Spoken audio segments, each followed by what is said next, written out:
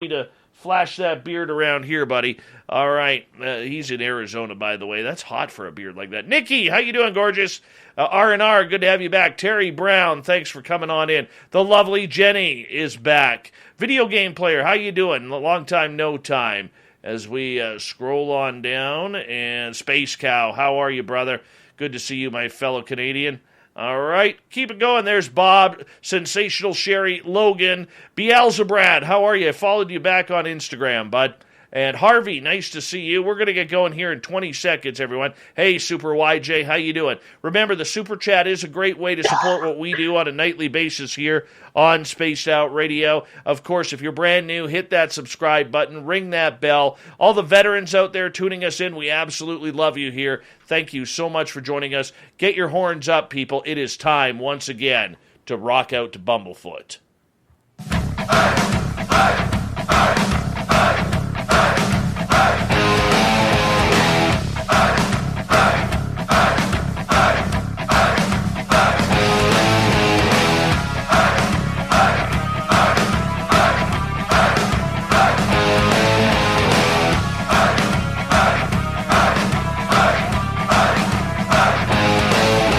From the mountains of central British Columbia to you listening around the world, this, my friends, is Spaced Out Radio. I am your host, Dave Scott, sitting in the captain's chair of SOR headquarters. We welcome you to tonight's show on our terrestrial affiliates around North America, digitally on TalkStream Live, Revolution Radio, and KPNL. All of our archives are free by going to youtube.com/Spaced Out Radio. Do old Davey the favor, hit that subscribe button. You can follow us on Twitter at Spaced Out Radio and on Instagram, Spaced Out Radio Show. Our website is spacedoutradio.com. We have a plethora of features for you, including rocking out the Bumblefoot and reading up on Captain Shirk's SOR Newswire. Tonight's show is brought to you by Chive Charities. Help make the world 10% happier by visiting Chive Charities today.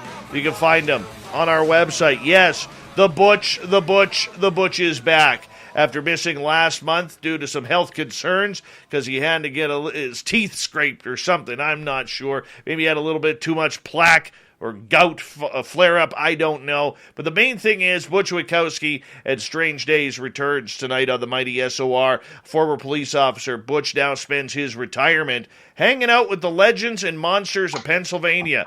Yep, he even drops his pen every now and again when he's getting ready for a show, but that's okay. We still like him around here. Butch has been doing this for well over 20 years, and the one thing that he knows for sure is he has no answers yet. Butch Witkowski, welcome back to Strange Days on Spaced Out Radio.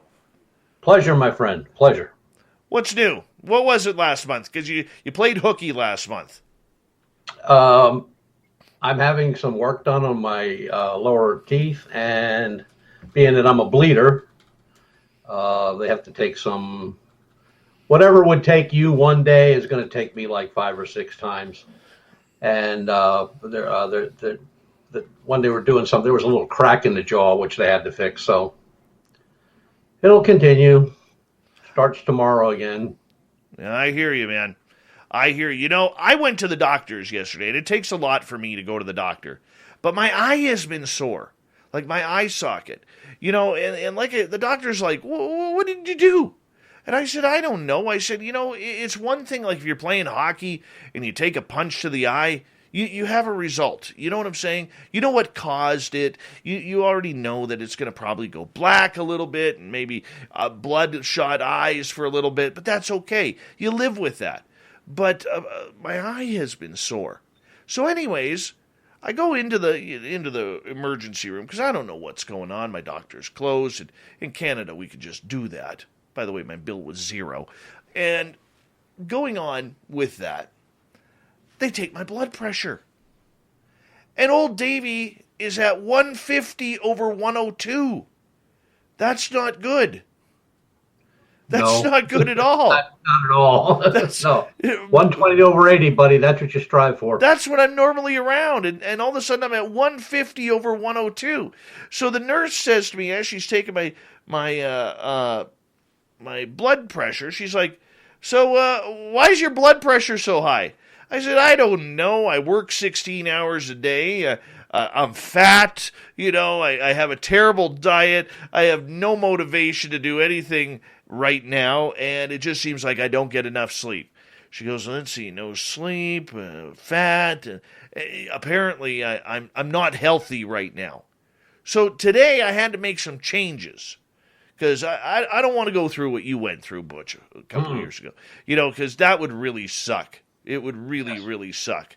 Then you're going to bed at like 7:30 every night, and you end up watching Matlock all the time and Golden Girls, and I just don't want to do that. So I started making some changes today. I've eliminated my iced tea. I've eliminated lemonade that I would get. And for the next long while, I am drinking water. Flush my system out. Oh, it's so good and tasty. Water. And I changed my diet. Going to be on a chicken diet here for a while. And my lunch, I had blueberry yogurt and an apple. This is stuff I need to do because it actually scared me a little bit, man. It literally scared me a little bit. So I had to make some changes. Well, I knew it was coming. There were some telltale signs a couple of years ago, but, just a blockhead, just like, it'll go away. It did. It sure did. Well, I was actually thinking about you in the hospital, thinking, my God, this is what happened to Butch. And I was like, I can't have that happen to me. I'm way too young and pretty yet. The only thing that bothers me or that puts me down a little bit is heat. If I'm out in the sun, whether, mowing the lawn or just nutsing around out in the shed or something, I can't stay out long. 15, 20 minutes max, and I got to get out of that sun. Yeah, but I'm like that anyways. Now the cold, I had no problem with the cold last year or the year before. That doesn't seem to bother me, but the heat, can't handle it. No, see, we're up here right now. We're in perfect temperature right now. We are in perfect temperature right now. We are too. We're in the mid 70s, low 70s, and it's been nice. It's supposed to rain tonight and tomorrow, but other than that, I got the grass cut tonight, so I'm happy. Well, we're getting into single digits here in the Celsius range overnight now. And it is so great. You open up that window, you get that fresh, cool breeze, like cold breeze coming in that just keeps the pillows cold all night long. I like that. Yeah, we at night we're down around in the 50s mark, 50, 55. Haven't gone, a couple times last week we were in the 40s, but it's basically in the 50s, 60s overnight, and then daytime 70, 75, 78. I can live with that. Well, let's move on here, man. How's the monsters going? How's the monster hunting? Well, UFOs have really come up in reports in the last 2.5 weeks, 3 weeks. A lot of sighting, zigzagging, craft, one triangle, multi-witness, which is good, always good. And that they just came out of the blue because, like I said before, a month before last, we haven't been getting much in the UFO line, and now we did. Now another thing popped up last week, and another one this week: apparitions. Really? Yeah, and that to me that's really bizarre because I really am not a paranormal guy. Everything I've learned paranormal, I've learned from Lon Strickler. So he bit me with that stuff, and it just comes to me. But a guy called, actually sent me an email, wanted my phone number. I gave him my phone number, and he called me right away. And he lives up in northern Pennsylvania, way north. Not a big property, a couple acres, but sitting on his back porch like he pretty much does every day, rain, snow, or shine. It doesn't matter to him. And he said there was a little mist above the ground, which he said is pretty much normal up there. And he said they just saw this soldier, what he described as, he could see the green uniform, he could see the belt, he could see the the weapon, which was an M16, the old style hat, helmet. He said definitely World War II or probably Vietnam era due to the type of rifle he was carrying. And he said he couldn't make out a face, and he said it just walked out of the mist, and he said it went maybe 5-6 yards and then just disappeared. And I said, wow. And he said, yeah, but that ain't all. I went, oh, okay. He said, he walked down and looked around. He didn't see anything, no footprints or anything, nothing in the grass, and that was all moist and everything. And next thing he said, he went back, sat down, got his pipe out, and was loading his pipe. He looked up. There's like 5 more people walking up through out of the mist. He said, now, they weren't in uniform. He said, I could make out faces, but I couldn't make out the clothing. He said, it just kind of looked like people in street clothes. But he said they were walking in a straight line. I said, are you near a cemetery or anything? He went like, no cemeteries around here. He said, but they were so lifelike. He said, I could make out arms, fingers, belt buckles, the same thing with the military guy. And apparitions to me have always been kind of strange because in Gettysburg, Pennsylvania, down the battlefield, apparitions are seen all the time. I mean, they're seen standing by cannons, on horseback, columns marching through the woods, and they've been videoed very well. I mean, it is what it is. But this guy's up in the middle of nowhere. And I started searching around to see if I could come up with anything, and I came up with nothing in that area at all. No, nothing of any type, paranormal, UFOs, Bigfoot, creature, and nothing. It just wild. And then a few days after that, now this would have been western Pennsylvania up near Erie, a guy was getting his boat out of the water for the season.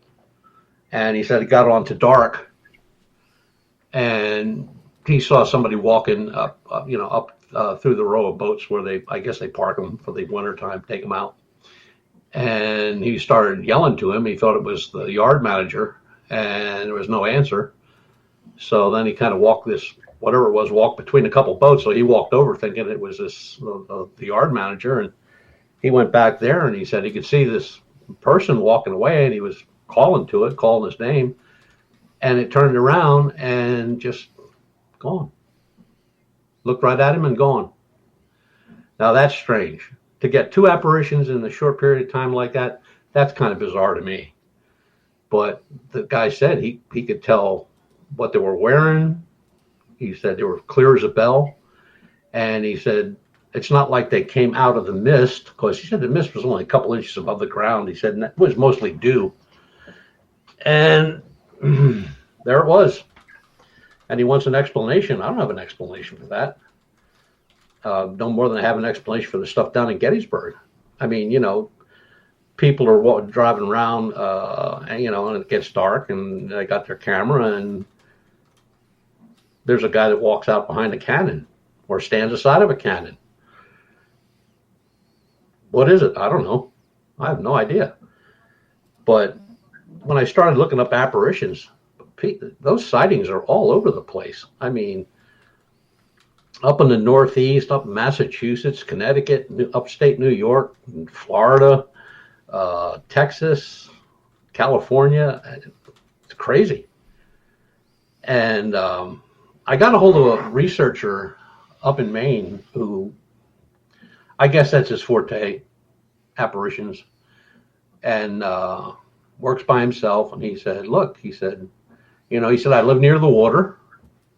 And he said, we've had a lot of shipwrecks over the years. And he says, more than once, I've seen, people come out of the water and then just gone. And I said, do you have any idea what they are? He said, I have no idea. No idea. But that's the apparition. And I've heard stories and read reports where, people had a dog die and or pass on, and the day that the dog crossed the bridge, they're sitting home whining and carrying on, and they'll look up and the dog walks through the room. I mean, I don't know if that's a mental thing or, people say there's no underworld, there's no such thing as ghosts. I'm not saying there's such a thing as ghosts, but there could be unsettled souls, people that didn't want to leave or don't even know they left. That's a whole new thing there. The day my dog Zero died, I had I went to bed after the show, and literally I saw her shadow lying on her bed because she was a little Chihuahua dachshund. So I literally said, Zero, not even cluing in, Zero, move over. Felt her move over as I crawled into bed, and then realized that as she disappeared. Like the weight just disappeared. But the funny part about it was just a couple minutes after that, we've had a couple of cats pass away since we moved here. They were elderly cats. And I feel one of the cats jump up onto the bed and walk across my legs. And I'm like, you got to be kidding me right now. You got to be kidding. Yeah, and there's no answer for that. I mean, you talk to people that say they're experts in that field, but they don't have an answer either. I mean, no more than anybody has an answer for UFOs or anything else that's marching around. But it's when I really started looking back, I mean, those cases are a lot more common than I ever would have thought they were. I mean, Gettysburg, yeah. I mean, those reports have been going on from probably the day after the battle. But this guy, he said, look, he said, I'm telling you, he said, if I could have seen his face, he was plain and, just as close to me. He said, I could have talked to him, but there was no face. He had hands, legs, everything else, uniform, and which he said was definitely Vietnam era because it was all green. And so there was color. There was color to this apparition. And that's another thing that I've only seen one report on that in that was in Gettysburg, where one of the homes down there was converted to a hospital where they were operating on the wounded. And the guy on video, he just set up his video cameras watching it, for a few hours overnight. And what he presumed was a doctor came out, and he could see a blouse with the sleeves rolled up, and it was a dark color. So he was assuming it was a Union officer or a Union doctor, but he could definitely see the apron, the white apron, which was all covered in red blood. And I went like, whoa. So I saw that video, and that's a little spooky. I bet. And, people passing away, and then, somebody takes a picture of the family reunion or something like that, and there's Granny who passed away 30 years ago. She's in the picture. So I just think it's, for lack of anything better in my mind, I just think it's unsettled souls, or they don't know that they're not there anymore. Do you think that a lot of this paranormal activity that we're starting to see has anything to do with, Halloween being just over a month away? No. No. Because it goes year round.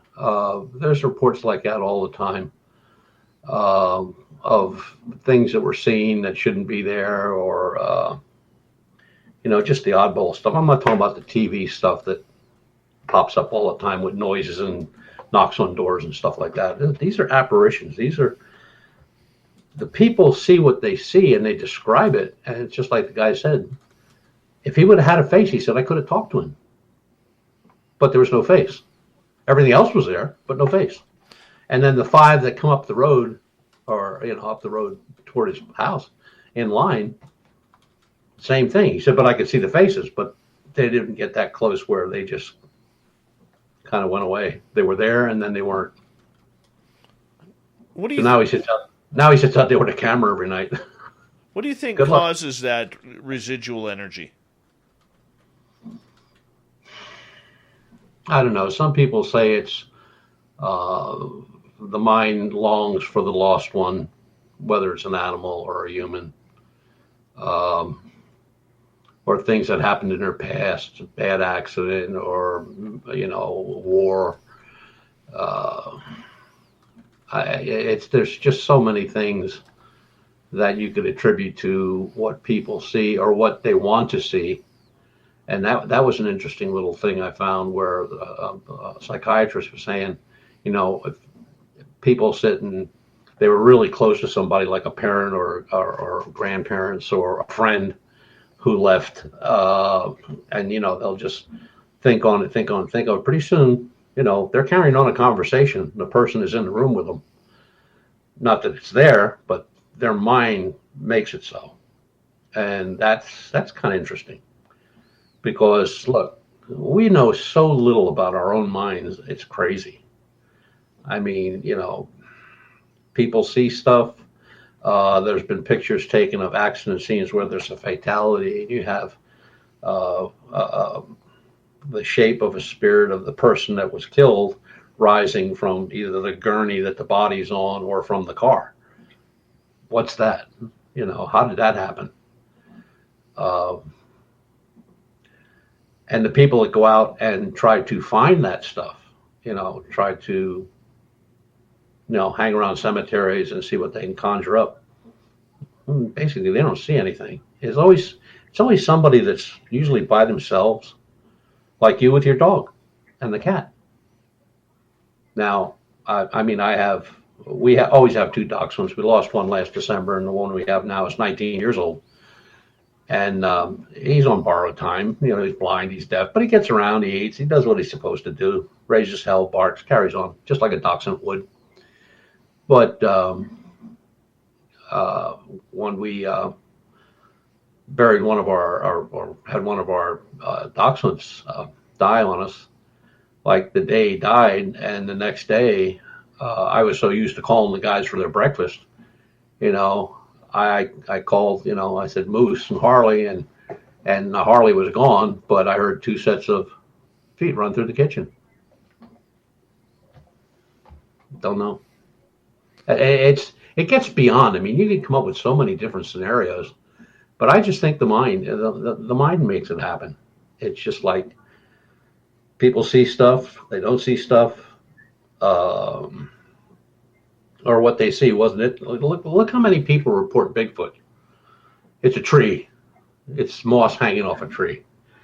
It's a deer. But in their mind, it's Bigfoot, and they'll swear and declare it's Bigfoot.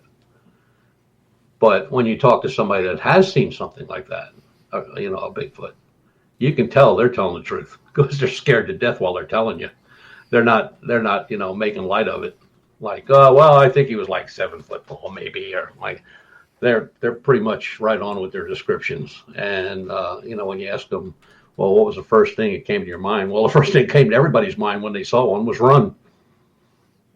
Wasn't like anybody was going to go up and say like, well, I'm going to go up and shake hands with it. No, everybody says the same thing: run. It's easy though to talk about cryptids that way, Butch. It's very easy to get confused in the forest when you don't know, as we got about a minute to go here. But with spirits, especially those that we recognize, could it be that they're just comfortable with where they are, and that's the reason why they're hanging out? Yeah, could be. Very seldom. I don't think not even seldom. I don't think I've ever read a report on an apparition that attacked anybody. I mean, it's usually somebody that was near and dear to somebody's heart, and it was always a friendly thing, or something that was like expected. Like in the one report, a guy's brother passed away, and they were twins, and they were both up in age, and the one passed away, and he said the day of the funeral, he sat down at the table to have supper, and he set a place setting for his deceased brother, and he spent 2 hours talking to him. And he said he was there. He said he didn't need anything, but he was there. And on that note, we're going to take our first break here at the bottom of the hour. Butch Witkowski's Strange Days, Spirits, Ghosts, Paranormal, Supernatural, and a fine glass of water. Butch Witkowski returns right after this on Spaced Out Radio.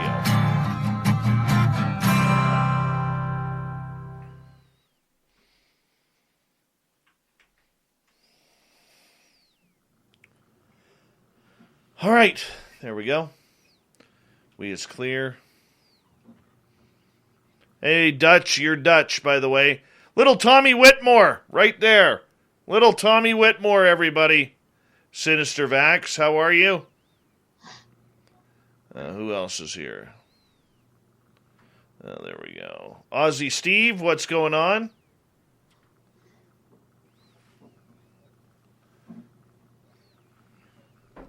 Water.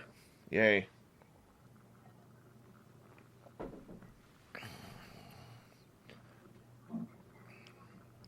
What are you drinking there, Butch? What's your poison? Diet tea. Mm. Yeah. Should just be water. There's no difference. Mm-hmm. How much time we got there, Chief? We got about 4.5 minutes.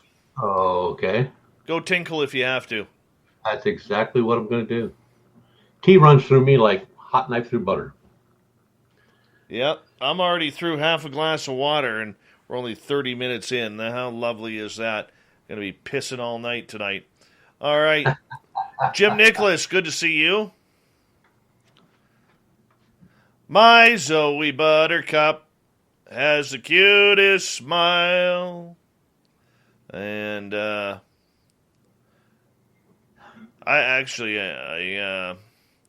don't mind drinking water. I don't mind yogurt, blueberry yogurt either. I have a soft spot for blueberry and strawberry yogurt.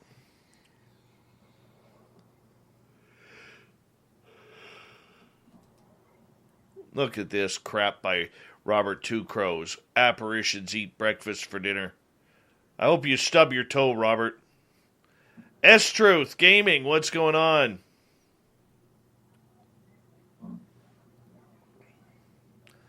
Yeah, Dave ain't eating tuna. I'll eat some celery sticks and carrots, though.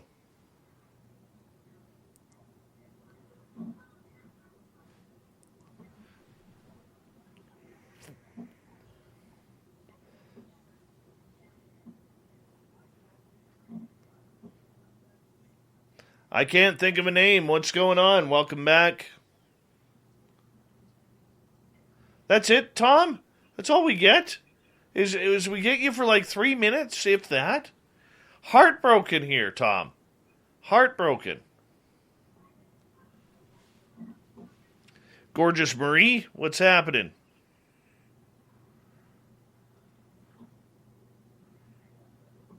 I'm allergic to aspartame, so I don't drink anything diet. I know it's 11:30 there, Tom. I just want to bug you, buddy. Miss you, man. I'll call you soon.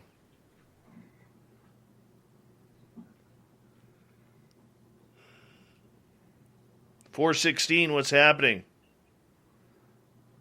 FAP, it's working. That's all I'm going to say. It's working.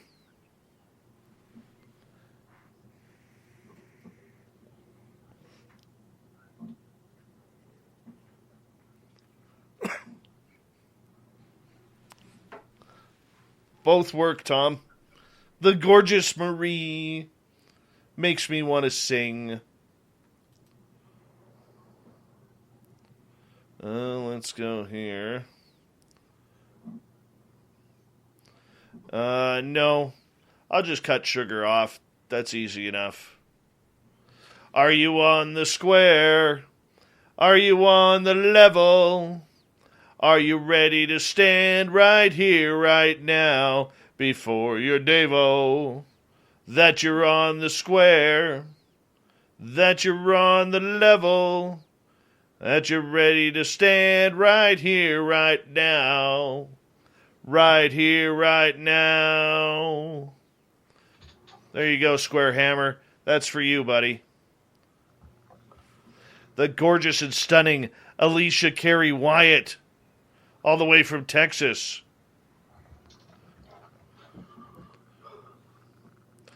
Look at you know what? We can change Butch into, remember Warrant's cherry pie? He's my Butchie pie. Cool drink of water. I don't know. I got it right there. I'm done, man. You sure that's water in that glass? That is water. Okay. That is water. All right, we got 27 seconds.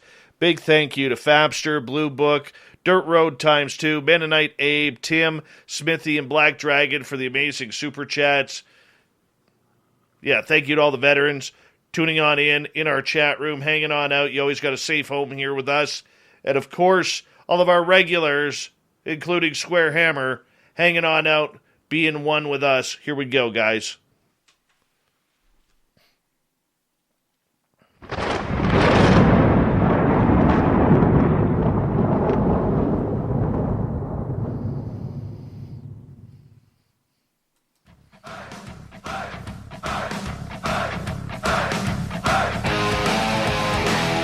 Second half hour of Spaced Out Radio is underway. My name is Dave Scott. Thank you so much for taking the time to join us. We really do appreciate earning your listening ears. Want to remind you that if you're missing portions of this show or others, check out our free archives by going to youtube.com/Spaced Out Radio. Do me the favor, hit that subscribe button. Our website is spacedoutradio.com, where we have a plethora of features for you, including rocking out to Bumblefoot and reading up on Captain Shirk's SOR Newswire. Follow us on Twitter at Spaced Out Radio and on Instagram, Spaced Out Radio Show. Big shout out to Mr. Ron Bumblefoot Thal, our great music master, does all of our themes, including Little Brother is Watching for me and Women Rule the World for Lynn Wallington on the weekends. And I'll tell you, he had a birthday yesterday, so big happy birthday to Mr. Ron Bumblefoot Thal. Not going to ask his age because, rock stars have no age. They're just legends right through. Butch Witkowski's Strange Days continues tonight with Butch Witkowski from UFOcop.com. And Butch, right before the break, we were talking apparitions. I want to continue down the paranormal road, but first, I would like to ask you about any new Dogman sightings or bipedal canine. Only one, and that I think is kind of a repeat because the area is it's within our research area, but just the way it was presented, it seems to me that the guy copied off of one of our earlier reports of 2 years ago. That was the only one. Now, but they'll start coming out because it seems like in around October, late September, October, November, when people are out walking around, in the woods, viewing the colors of the leaves and stuff like that, is when we get them. Okay, so how did you know this guy was copying your previous reports? Because some of the statements he made were my statements. Oh, that'll do it every time. Every time. I don't get ugly about anything like that. I just say, okay, well, I got it all taken down. If I find anything, I'll get back to you, and that'll be that. So he hasn't called back, so I'm assuming that he probably figured out that I figured him out. That doesn't happen very often, but it has happened a couple times over the years where somebody copies a report. Are they doing it for attention, or Yes. or are they doing it because maybe they had a bad experience? No, it's fame, fortune and glory, fame and glory. That's they want to be recognized. It's like I got involved with another group investigating a abduction in the Harrisburg, Pennsylvania area. And, when we walked into the house, I knew exactly what I was getting into. Lady lived alone. She was up in age. Every book on the shelf had to do with abduction. Every book.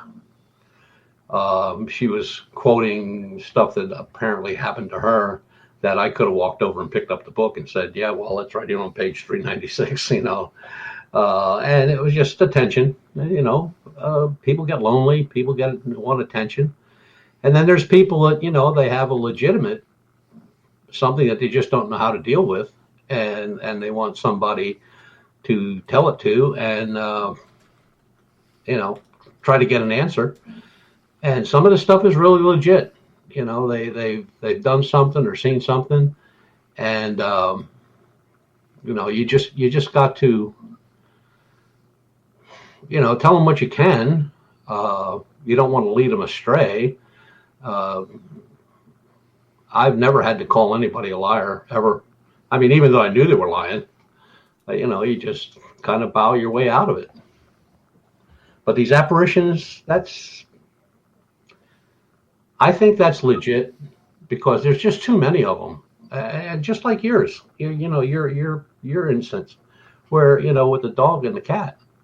And there've been so many things like that. Like, when I called the boys for their breakfast and, I heard two sets of clickety clacks through the kitchen and only one was there. So I don't know. That stuff is really beyond me. And I really haven't talked to or met anybody that had any answers with it. So I just think a lot has to do with how you felt about the individual or how close you were to the individual. Were they really close to you, whether it was an animal or a human? I don't know. And then there's some people who just can't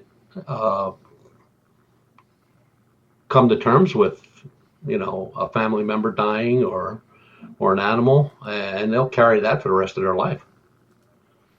And if they want to see that animal or that person, they'll see it.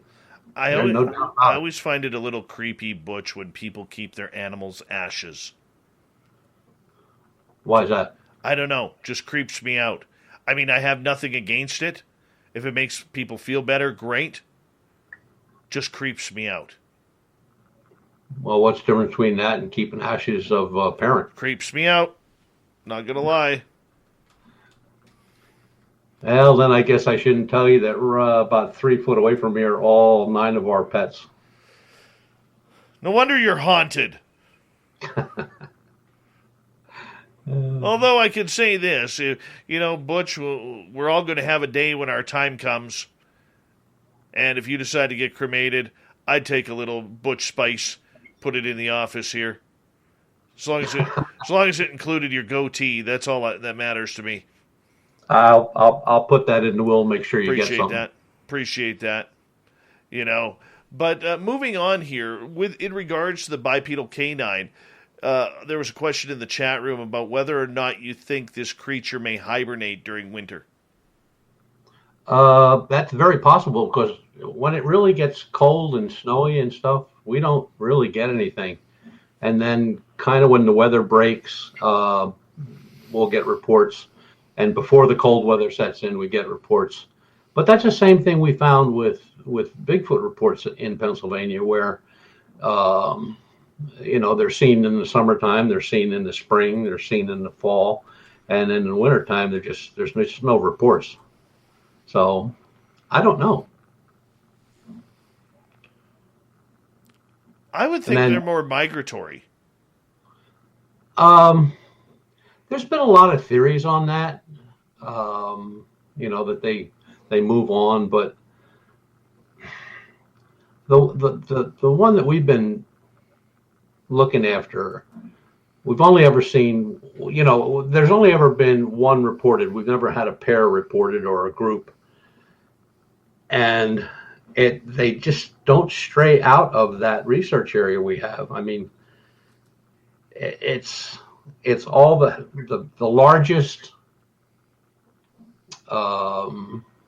forest that we have, and we're talking about like 26,000 acres. One's 47,000 acres, and it's very thick, very heavy.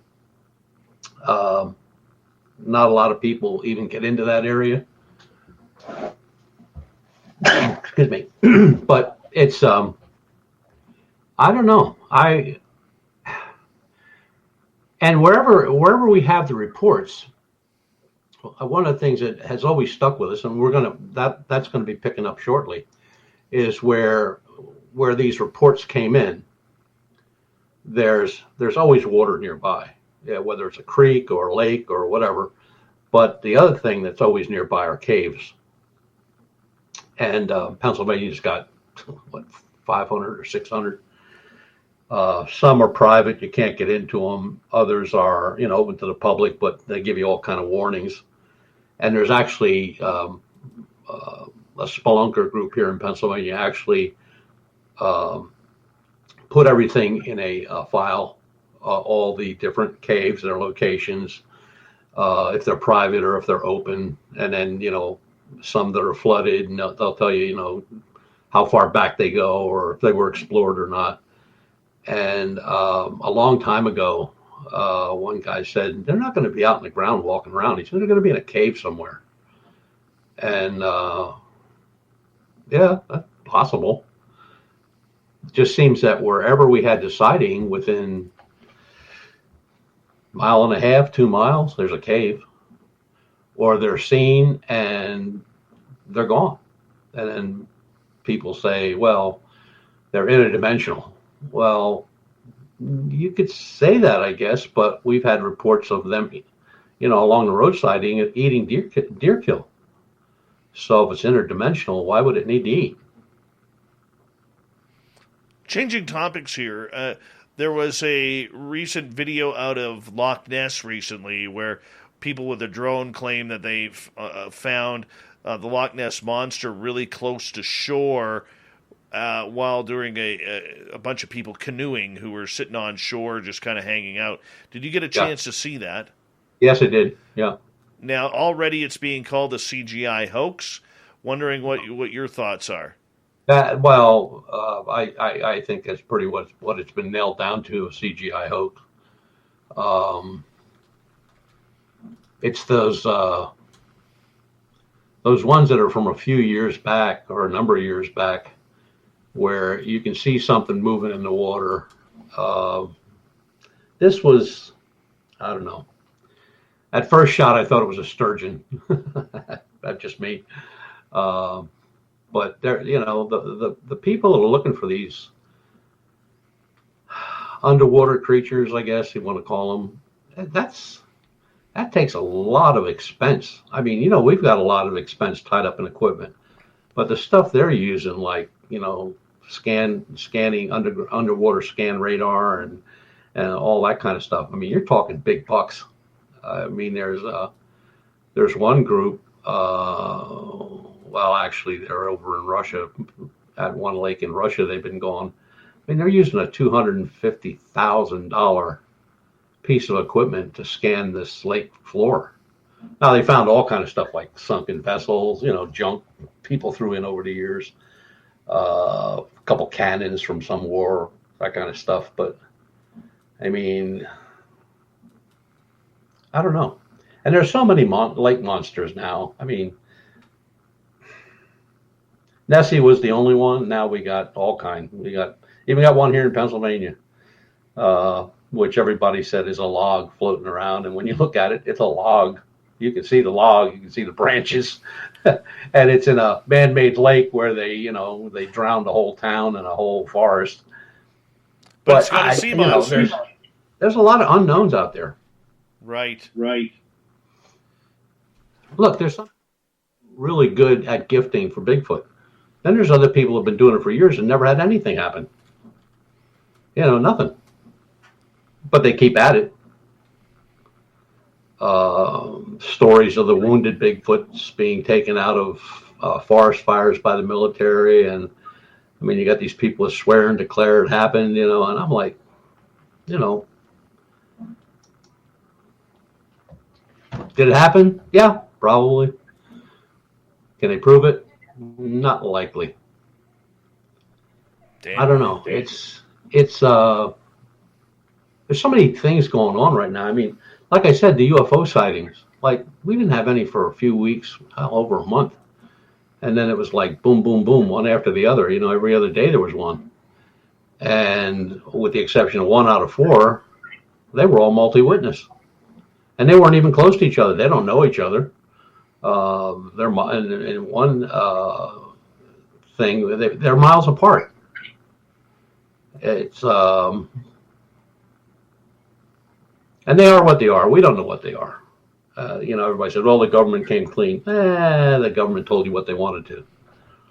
They're not going to tell you everything. If people sit around and think that the government's going to tell them they have something locked up out in Roswell or someplace else, in Ohio, that's not going to happen. Don't hold your breath.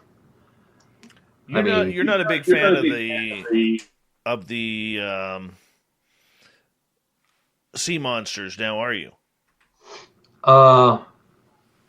Well, don't get me wrong. There were, giant squid back in, the 1600s. That to everybody that was ever involved in either an attack or seeing one, that was a sea monster. And then they said, well, they never existed. Well, somebody's down exploring on the ocean floor a couple miles down, and what do they see go across the front of the screen? A giant squid. There are researchers from the Oceanographic Institute that say that megalodon still exists. Oh yeah. And then there's people that say, well, it's probably a big nurse shark or something like that, or this, that, and the guy's going like, no. We're talking about something that's like 60 feet long, I'm like, 60 foot of shark? Give me a break, buddy. I'd walk on the water. They'd have to chase me.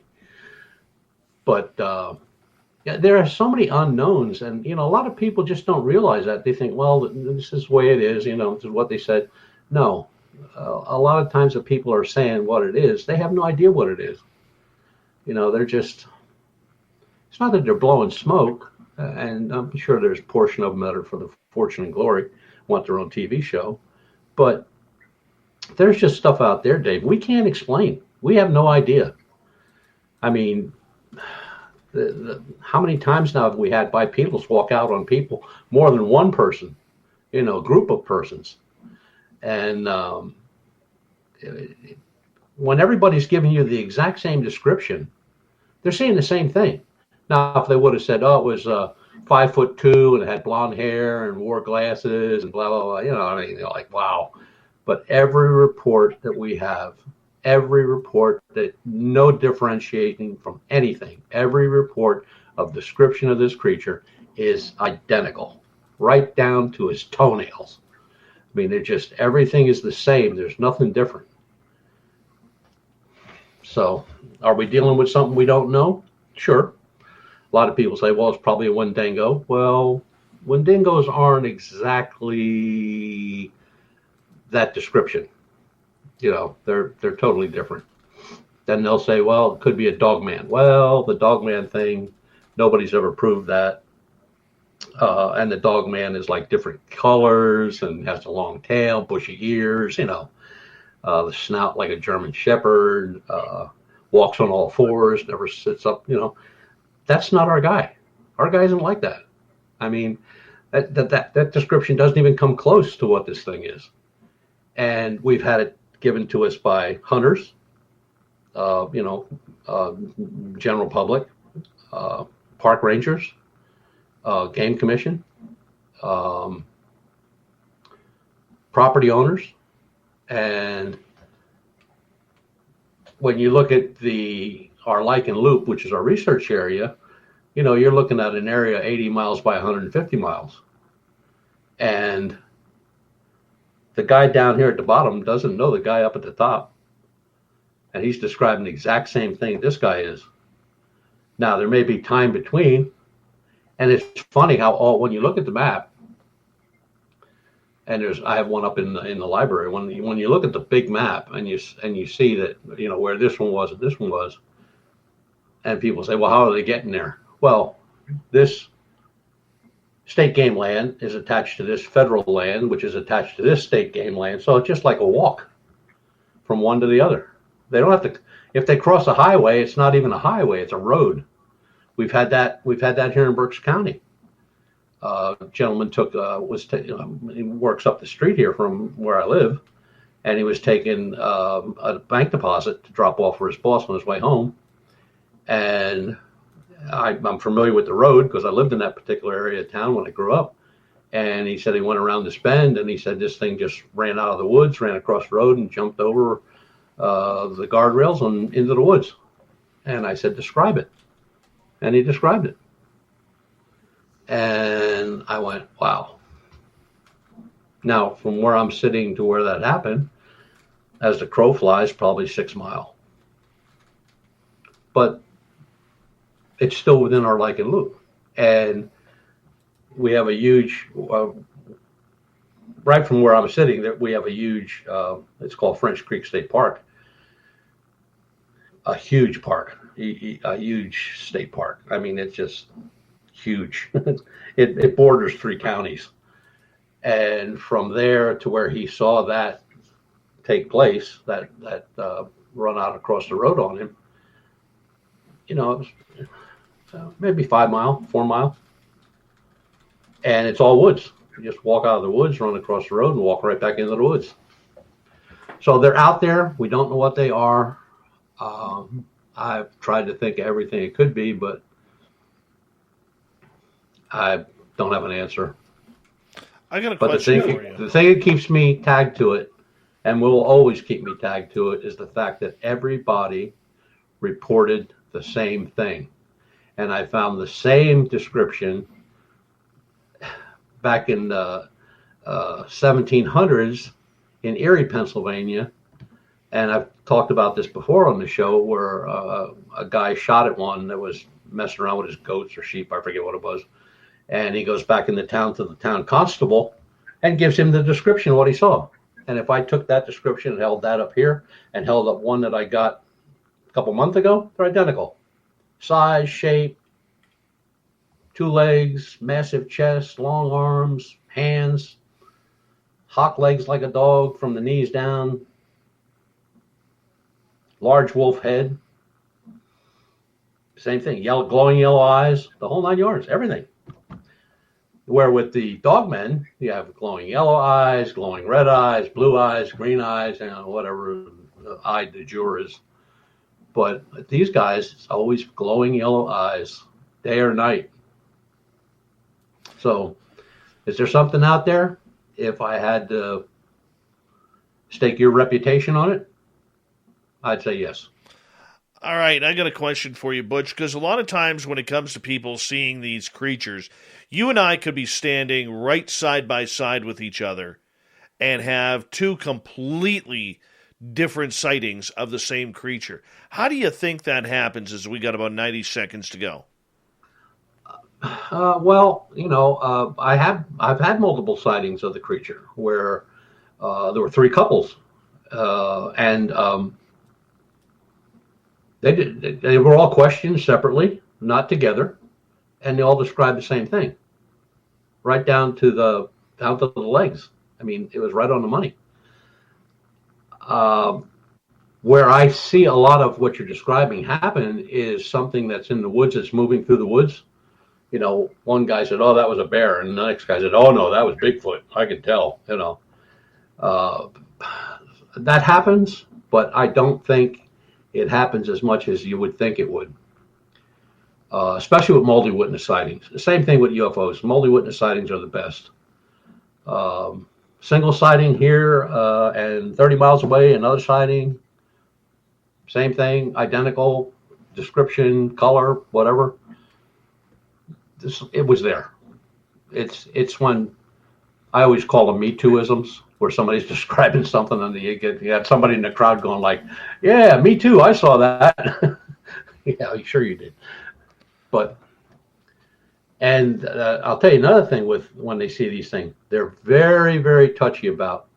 They don't want to talk to the newspapers. They don't want to talk to anybody on radio or anything like that. They just want somebody to come out and talk to them and be done with it. And I've only ever had one person call back, and that was a park ranger, and said, "Did I get any more reports in that area?" I said, "No, I did not." All right, Butch, I'm going to get you to hold on right there because we are going to go to break here at the top of the hour. Butch Witkowski's Strange Days continues on Spaced Out Radio as we talk everything ghosts, paranormal, UFOs, Dogman, bipedal canines, Bigfoot. We'll even find out what kind of scented deodorant Butch wears on a daily basis. UFOcop.com is his website. We'll be right back with Strange Days of Butch Witkowski here on the Mighty SOR next.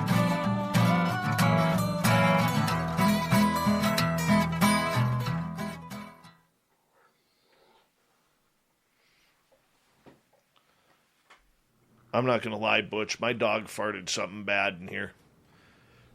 It's terrible.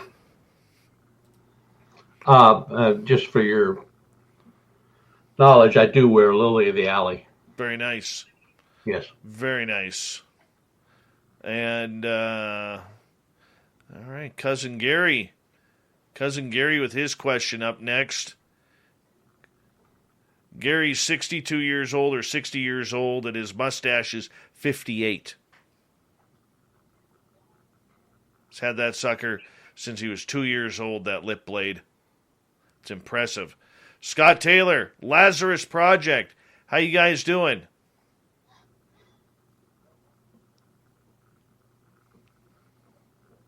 Super Duke. Cappy, what's happening? Peppa H, good to see you.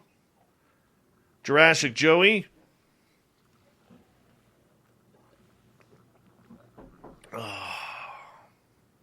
Water, love it. UFO Jeremy Meek, what's happening? Gorgeous Larry, what's happening?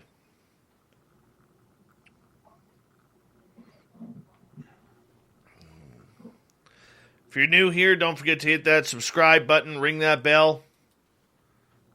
Hey, Butch, I'm going to get you to turn your speakers down a little bit. I'm getting a lot of feedback on my end, man, that last half hour. If you don't mind.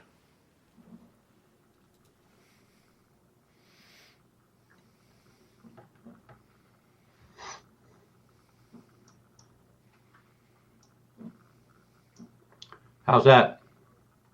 So far, so good. Okay.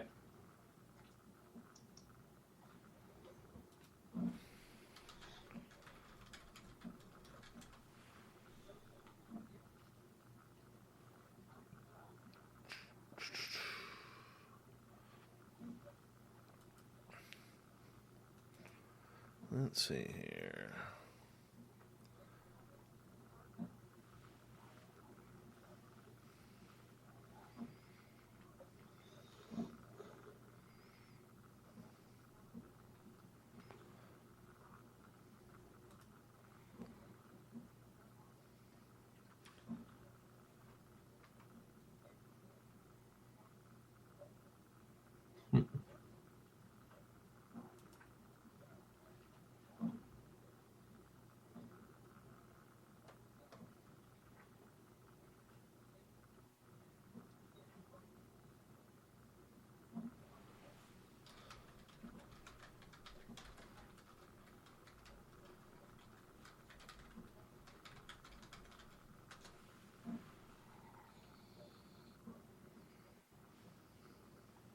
We've got about 2 minutes here, Butch.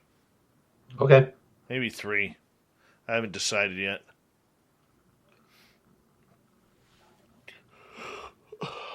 Excuse me.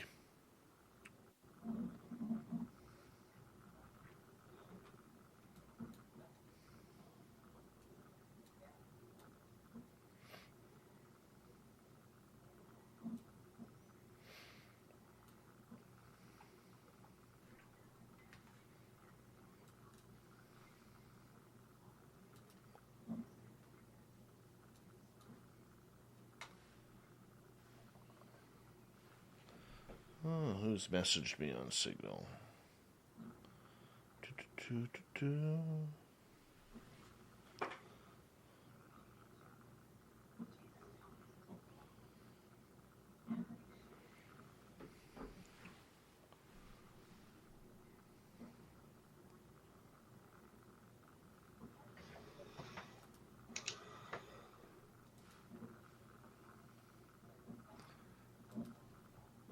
Charnotton, what's happening, Charnotton? The lovely and talented Charnotton. Good morning, Tony D. What's happening to you? How you doing? Big Bad Jason with a nice, healthy little super chat right there. Just like, hey, Dave, appreciate you. There you go. And I'm like saying thank you, Jason, for that awesome super chat. Really do appreciate you supporting SOR like that. Rich Hilke's here, everyone. The Rich Hilke. So much more powerful when you can say the. Like, we got Butch Witkowski here, everyone. The Butch Witkowski. See what I mean? Just it gives that power.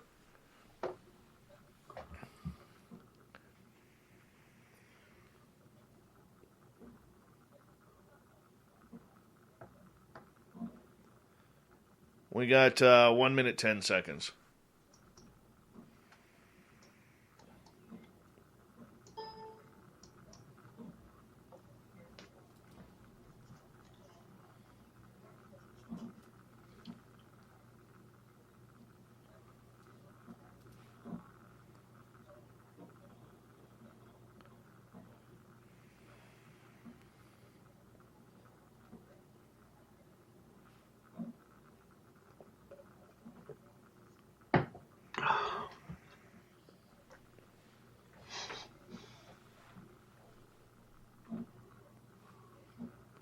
All right, a big thank you to Jason, Fapster, Blue Book, Dirt Road ×2, Mennonite Abe, Tim, Smithy, and Black Dragon for the amazing super chats.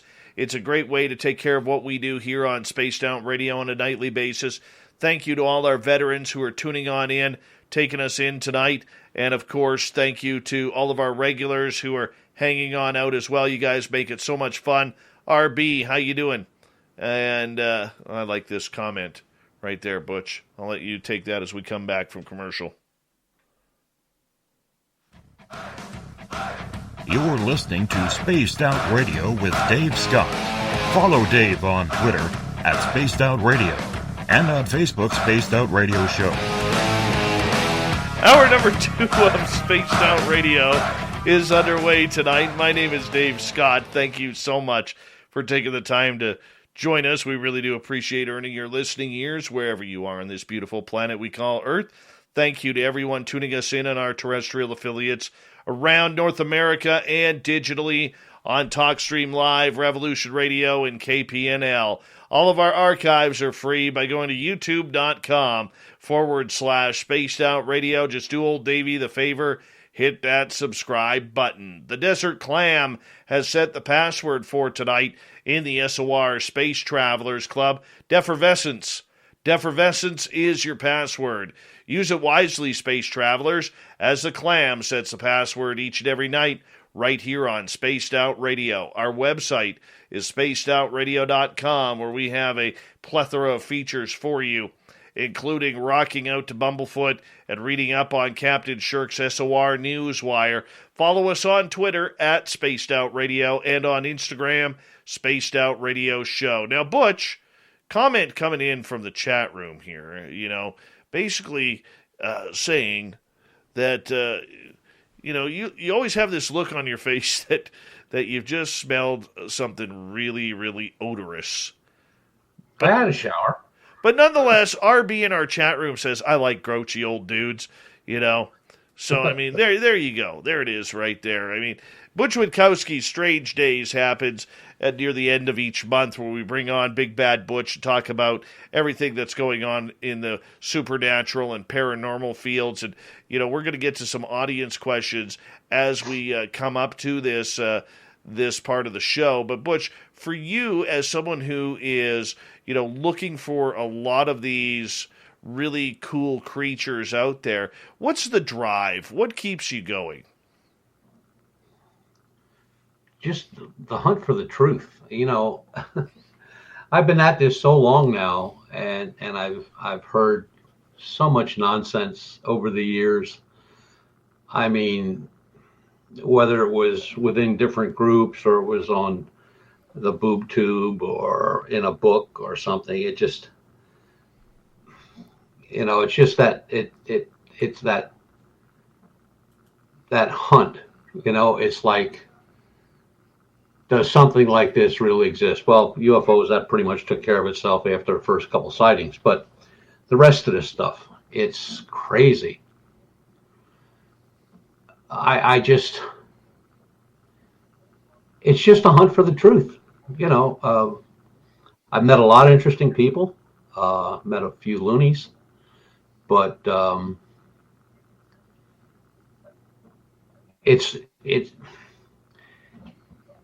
gotten to the point where it's fun, where I get to deal with people that ask real questions, like the SOR people here. I mean, the Spaced Out Radio group. I mean, nobody's ever asked a dumb question. They've always asked good questions. But I've been on shows already where it was like the comedy hour, and they're looking for an answer, and I'm going like, I really want to get out of here. Maybe I can cut the phone wire, or turn the computer off or something. But it's just a hunt for the truth. I just want to know the truth.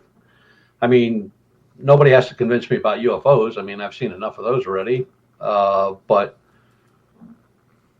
the different things, just like the apparitions, to learn more about the apparitions and why that happens, or the bipedal canine or Bigfoot. I mean, it's like, I just got to know. It's like a bug in the brain. You just want to know. And I thought to myself a couple times, well, what if it turns out to be nothing but bull crap? Well, and that's the way it works out. But I just don't think that anymore.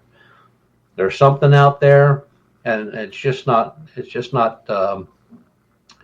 UFOs or Bigfoot or bipedals. There's something out there. You can't say that everybody that gives you a report's a liar. I mean, especially when you get report A at this end of the state and B at this end of the state, and they've seen the same thing. Now, people see what they see. Some people see what they want to see. But I don't know. I just think it's always caught me like that from day one. I just have to know. And like I said, I met a lot of great researchers in the field. And some of these guys, I thought I put time in. These guys are out every weekend. Rain, snow, sleet, it don't matter. They're out. And, they're in areas kind of like where you're at. Lots of trees, lots of creatures walking around the woods you don't want to mess with. We have our few here, but it's like, I don't know. It's,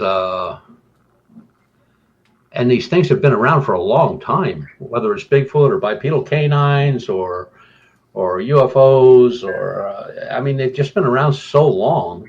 And one thing I do fault researchers on, some researchers, not all, some, they don't do, they'll get a report and then they'll take it from there and move forward. Well, the proper way of doing it is take the report and move backwards.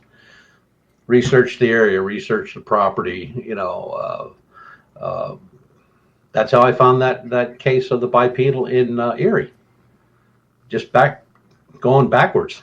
And another thing I fault them on is, and not all, some, when they go out and they're looking over a scene, what they should be looking for is something that does not belong there. Not what they expect to find, but it shouldn't be there. Like if it's a gifting site and the guy puts his little gift on a tree stump or something like that, and it's not there anymore. Well, then he just gives up, turns around, and walks away. But if he would have walked 10 more feet in any direction, he would have saw that it was on another stump, or it was hanging from a tree. It's just taking that extra step of things that shouldn't be there are the things you should be looking for. Whether it's a footprint, hair, a scat, whatever. Going to a site and just figuring out that you're going to get a shot with a camera of Bigfoot or a bipedal canine, that's pretty much not going to happen. But if you'd spend some time at the site, if you walked around, maybe there's a partial footprint, or like up in northern Washington where the guys were following one footprint and they kind of gave up after a day of following it to nowhere. And actually whatever the creature was, presumably a Bigfoot and a smaller Bigfoot, had turned right, stepped over a log, which pretty much ended the track they were following. And there was the Bigfoot print on one side and the smaller print on the other side. And they followed that till it actually went down to water, and then they lost it. But now that's the way to do it. You want to take it to the nth. Don't get there and, oh man, he's not here anymore. Well, I didn't think he was going to be there, but maybe he left something, or maybe it left something. We've collected bones. I have them in the library right now under the microscope, a couple. I want to study a little bit more of the bite mark of a regular wolf, just a plain old gray wolf out of Canada or any place else. And then I want to match that to other bones where I've seen that type of mark. So if it was a larger bipedal canine, the bite pattern is going to be much different, much larger, and then we'll take it from there.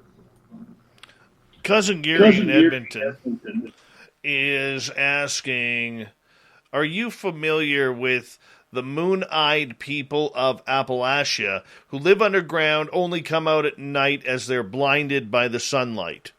That has been around for a long, long time. That goes back to the, I think the first reports came up right at the end of the Civil War in the early 1870s, I believe. And there's a lot of reports on that in Appalachia. I mean, that's, certain areas have their certain monsters or their certain oddities, and Appalachia has a lot of them. But the moon-eyed people, oh yeah, they've been around a long time. Matter of fact, there are even statements of in Indian lore of the moon-eyed people in Appalachia, where Indians would. I'm going to say they were at war with them, but I mean, if they didn't like they went out and hunted them, but it seemed like wherever they went, the moon-eyed people would be put up. A little scuffle, but when they chased them down and tried to get them, they always disappeared underground, and the Indians wouldn't go underground. So yeah, that's an old story, but who knows? They say you got reptiles living under Los Angeles, which I could believe. Probably Democrats. Now, when you sit there and talk about moon-eyed people, what are people seeing here? Short in stature, in the 5-foot range, stocky built, look like they're overfed, very round eyes, large round eyes. Color varies depending on what part of Appalachia you're from. And like Gary just said here, they only allegedly come out at night because if they come out during the day, they can't take the sunlight, so they got to go back underground. But there is a really good book on that. The only problem is, I think the only place you're going to get it is down in West Virginia, along the Appalachian area there in the mountains. But there's a book out on them and some drawings, but a lot of people don't talk about it because it's not something like there's not moon people in Philadelphia or LA or Canada. They're just in Appalachia. All right. Now it could be just a local thing, but again, a lot of stories, a lot of witnesses. Jurassic Joey is asking, Butch, could things like Bigfoot or Dogman be actual alien experiments let loose on Earth for them to study? Sure, why not? I mean, there's no beginning of these things. I mean, there's not like the birth of the Bigfoot or the birth of the Dogman or anything like that. I mean, they've been around for a long, long time, hundreds of years.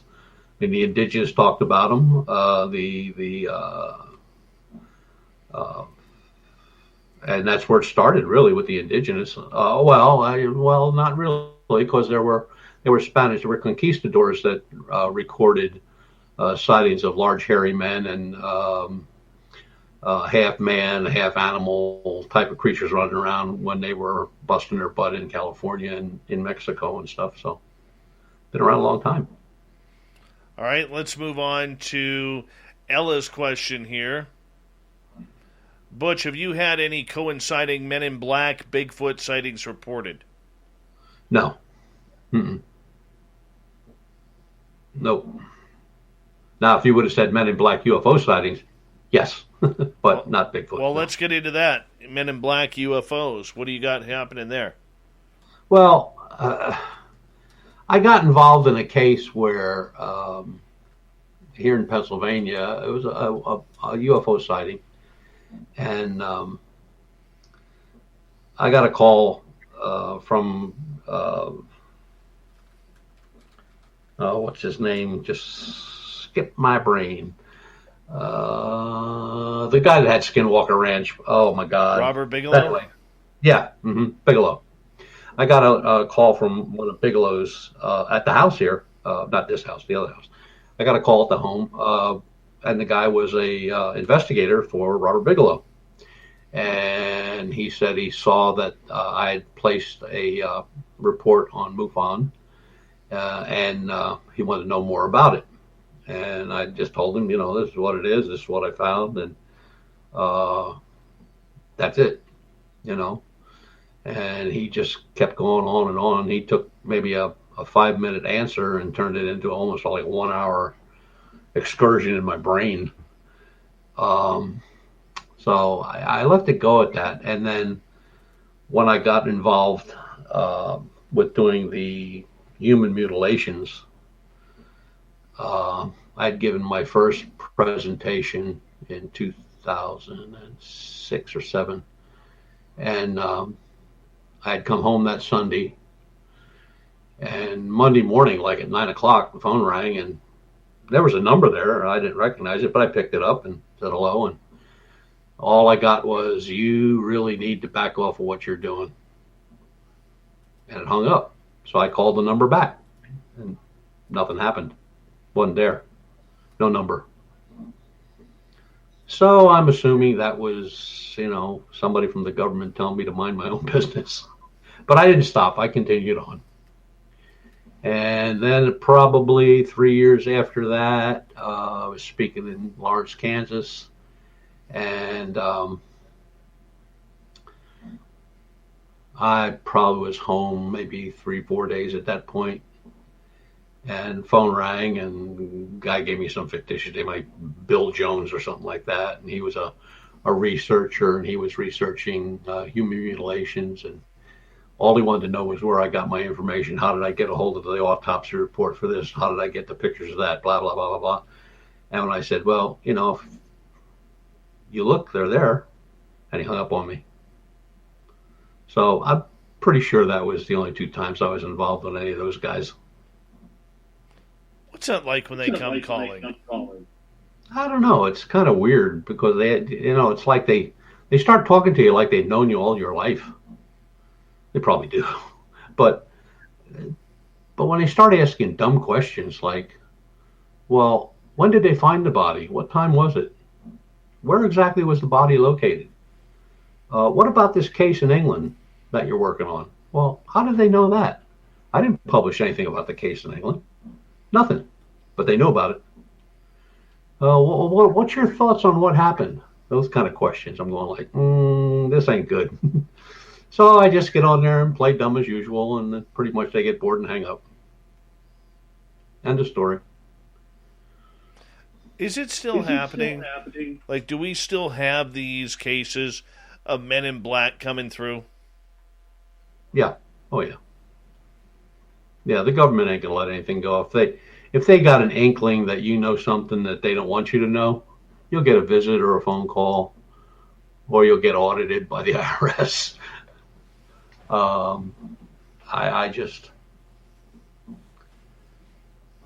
There's just so many things that, if you look, are available to the public.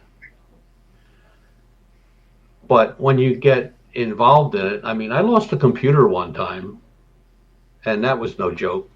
It was my computers are not cheap. I buy the best I can get. And I was messing around one time looking at underground bases, and we have one here in Pennsylvania. And they have a website, so I'm on the website, and here, there, and everywhere, and I wasn't seeing anything specific like plans or photographs or anything like that. It was just a lot of mumbo jumbo stories and what it's used for, and in case of an atomic attack, these guys are going to be living there. And next thing you know, my computer went off. I mean, off.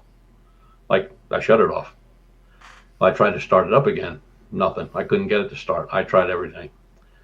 So I went over to another computer, and that was fine. So I figured, well, okay, well, this one took a crap. So got hold of my computer guy and took it over to his house. And I said, call me when it's done. Well, about 2 hours later, he calls me. He says, what did you do? I said, nothing. I was just on a website. That's it. And I said, it went off, period. He said, went off. He said, this computer is empty. There is nothing in your computer. No emails, no websites, nothing. Blank. Your hard drive is clean as a pin. No operating system, nothing. I went like, what can do that? He says, there's only one outfit that can do that. And I went like, uh-oh. He said, what site were you on? And I told him, and he says, like, don't ever do that again. So me, like a dummy, I tell one of my guys about it, right? He's got a brand new Sony Vaio laptop. I said, you don't want to do that. Don't mess around with that stuff. Well, as like most of my guys, they don't listen to me anyway. So he did it, and exactly the same thing happened. His laptop was just a piece of junk plastic. And there was no way, I mean, he couldn't even rebuild my computer. He said, everything's gone. He said, circuits don't go where they're supposed to go. He said, they're all tied up. He said, it's just a mess. And I said, all right, well, just scrap it. I'll get another one. He said, there's nothing on the hard drive. So he said, you don't have to worry about that. He said, that's clean as a pin. He said, there's nothing there, no operating system, nothing. It's zero. He said, it's just like the hard drive just came out of the factory yesterday. There's nothing on it. I went like, oh, crap. Well, I learned my lesson there. I don't mess around those sites anymore. That was an expensive trip.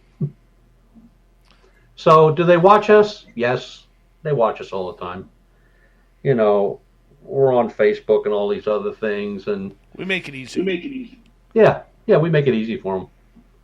But when an investigator for Bigelow calls me from Nevada to ask me about something I just posted on MUFON, I mean, it's just like, first thing that came to my mind was like, what's this all about?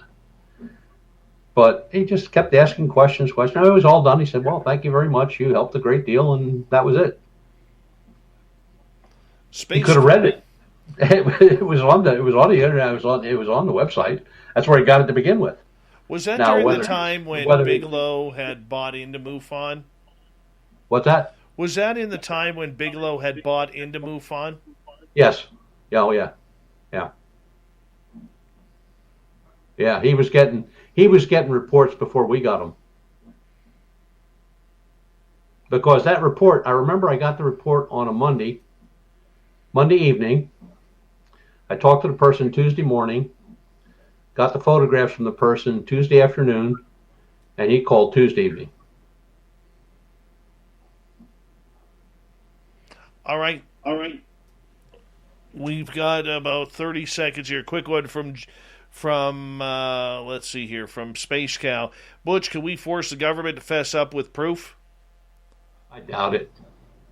They haven't given any proof so far, even with all this stuff that just happened recently. I mean, no.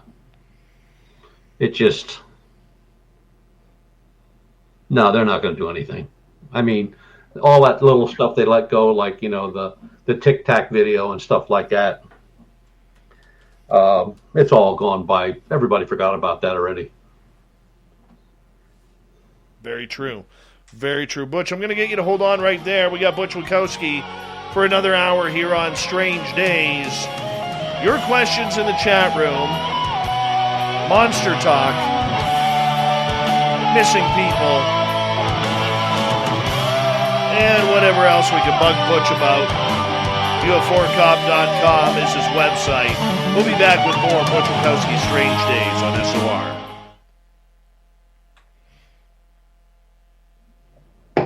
All right, we're clear. Wayland, how you doing, buddy?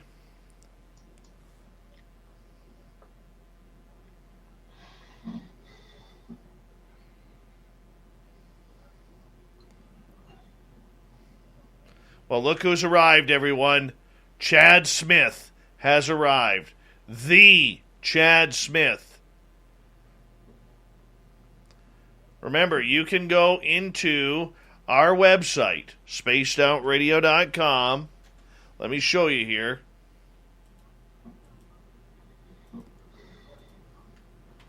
All right. Let me show you here. All you do is go into spacedoutradio.com. There's lovely Lynn. There's that handsome guy. You go into shop right up here, and the first thing we have is Chad Smith wrench t-shirts. Right there, right off the bat. But wait, there's more. You can choose your color. And if you scroll down, we got 6 other products on this page. Chad Smith stickers, women's Chad Smith shirts, unisex baseball t-shirts. If you're one of those mask people, well, how would you feel walking around with a Chad Smith mask on? It's the way we roll around here. It's the way we roll. Can't help it, Butch. Even Butch is a Chad Smith fan.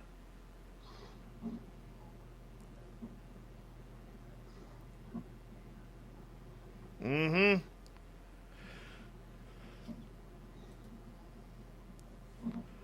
That's right. Alex Kuhn, how are you?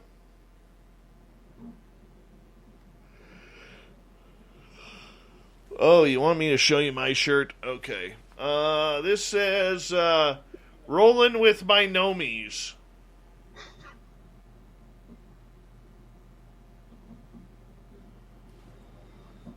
There we go.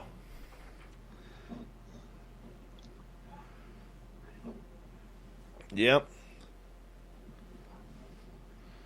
Hello, Butchster, my old friend. I've come to hunt Dogman with you again.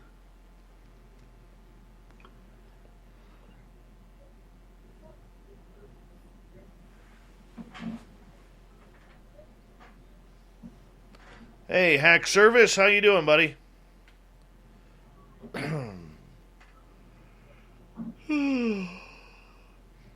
The gorgeous and talented Jennifer Hawkins has arrived, everyone. Why do you build me up, Butchie Cup baby, just to let me down? Spin me around, and worst of all, you never call back when you say you will. But I love you still, Butch.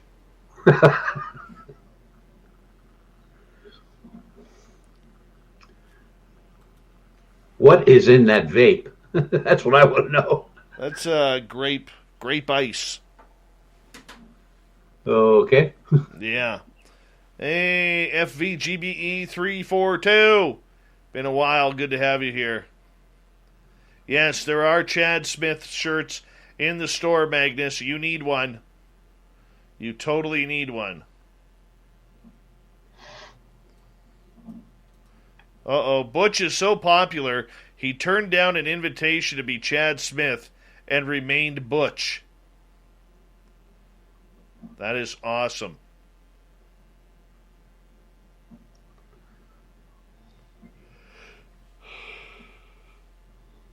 Got about a minute 20 here.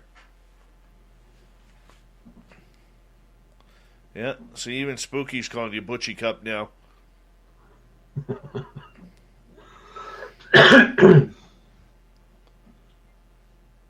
What can I say? The audience loves you, Butch. They're my kind of people. Mm-hmm.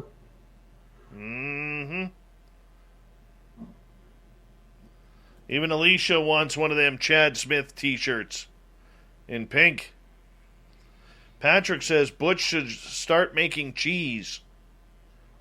RB says Chad Smith fears Butch.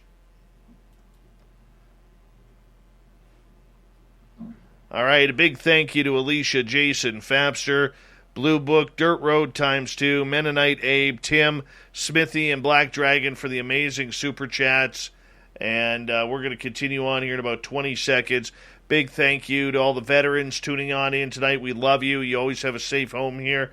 And all the regulars hanging out, having fun with us. We're almost at 200 in the live tonight. Let's see if we can hit that. And we're close. We're close.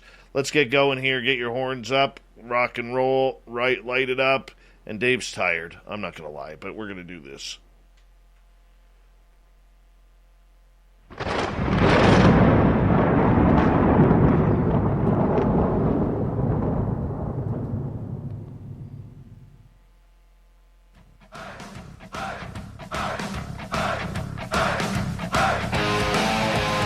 We passed the halfway point of Spaced Out Radio tonight.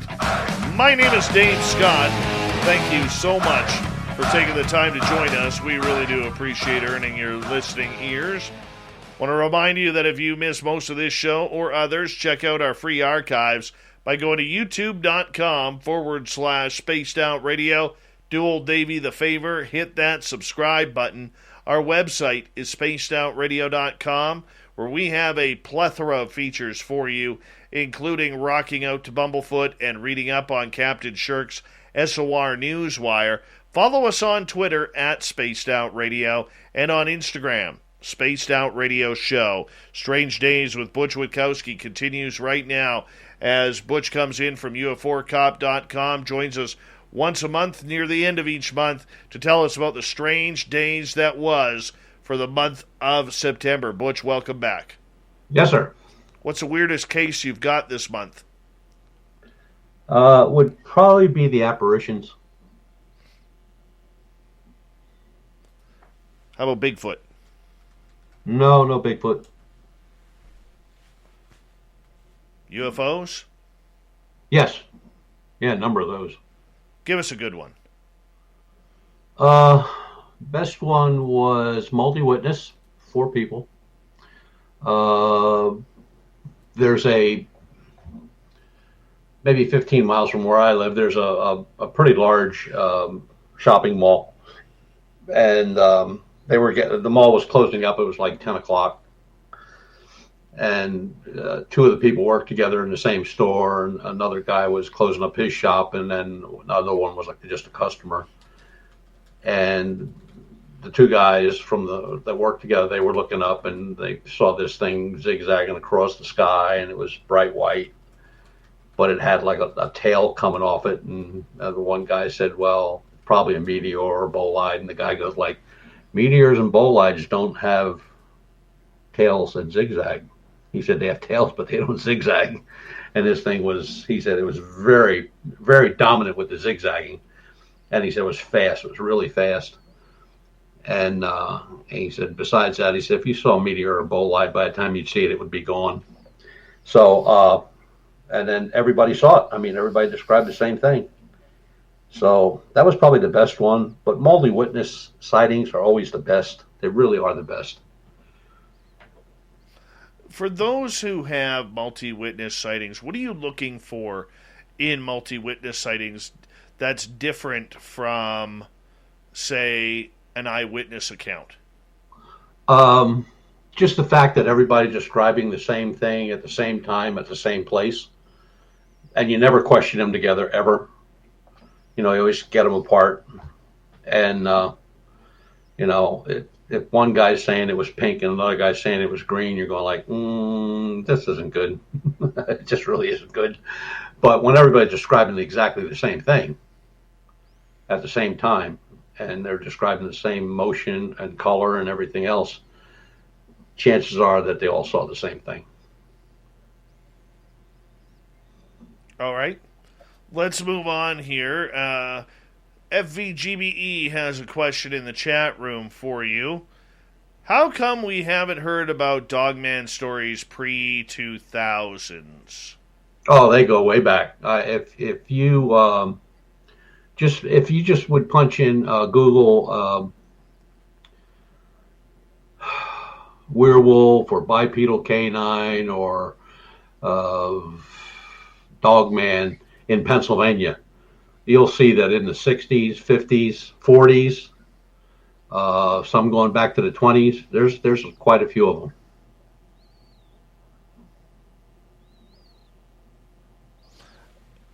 Well, I mean, Linda Godfrey's Beast of Bray Road article came out in 1989 too. So, Yeah. I mean, there is precedence for pre-2000s. I think what's happened here is the internet really took over and blew this creature up. I think that's what's happened here. Yeah. Yeah. All right, Two Hack is asking, why the Egyptians related so much to their gods to animal hybrids, and if there ever was the possibility of their existence. Ancient aliens, maybe, modified the human genome? What's your thoughts, Butch? Well, every dynasty in Egypt had their different gods. Some were half man, half bird. Some were half man, half crocodile, half dog. I mean, there were so many. It really depended on the dynasty and what they were worshiping at that time. Except Akhenaten's father, was it, or something like that? I think it was Akhenaten, was a sun god. So all those deities of half man, half whatever, kind of went away, and then it was all the sun god. But could ancient aliens have modified the human genome? Yeah, why not? We don't know enough. I mean, for all the stuff that we found and all the stuff they're still finding in Egypt, I mean, it's ridiculous. I mean, they just dug up a whole family of high-polluting, fancy Egyptians that were pre-pyramid by like 1,500 years. There's just so much we don't know. I mean, everybody thinks that we've got it all nailed. We ain't even close. We're not even close. It's crazy. It's just crazy. There's so many things that could happen or could have happened that we don't know about. And, whatever comes up, and just follow it as best you can. Try to get as much information as you can. But Egyptian gods changed pretty much on a dynasty basis. Whoever was the next hot shot, that was the guy that made all the rules, and deities that they worshipped for hundreds of years went out the window, and somebody else took their place. And that's pretty much the whole history of Egypt. Like the Sphinx.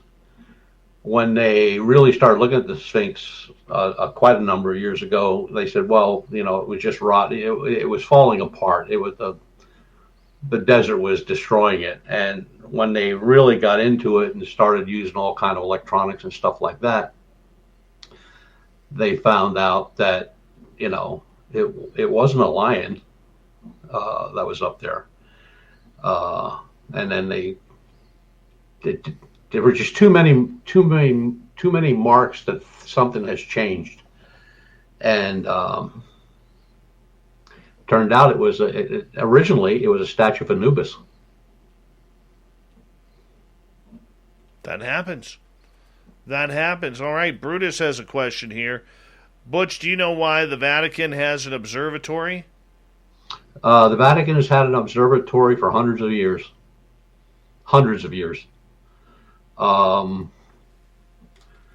Whatever happens in the Vatican stays in the Vatican. That's no joke. The Vatican archives something like 2.5 million volumes of information that a handful of people have actually seen, other than the people who work down there. There's no way you can get near those. Some people say that if they ever got to them, religion would just be turned upside down on its head. I've heard these stories since I was a little guy, and I'm Catholic, Roman Catholic, so I'm familiar with the observatory. It's one of the best and biggest in the world. and it runs 24/7, 365. I mean, it's always manned, it's always moving, and they don't share anything, nothing. I've always wondered why. Yeah, why? What's the big secret? Great question. Why? I mean, do they know something that we don't about something that's out there that we have no idea what it is? That's very possible. But the Vatican has always been super secretive. I mean, it's, people laugh about Dan Brown's books. Dan Brown's books are pretty close to the fact as it's written, with the Illuminati and that whole group. I mean, it's just, there's all kind of stuff going on. And, I mean, I get stuff all the time, and I'm not even a member of any of those groups. So I'm just going to show you something real quick. Sure.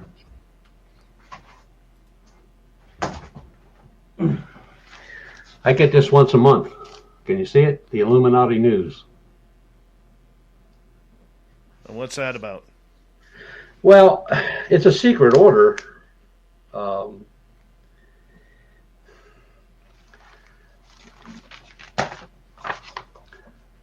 They're arch enemies.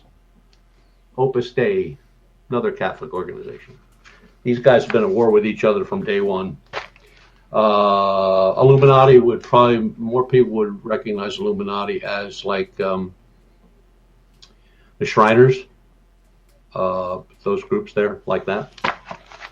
But I don't know why I'm on their list. Never joined, but I get both of those religiously. That was a pun. I figured that one. That one. All right. Sovereign wants to know, Butch, have you ever had your keys vanish from either a Sasquatch or a gnome? No, usually my wife has them in her purse. Follow-up question. Have you ever yelled at a monster? My mother-in-law.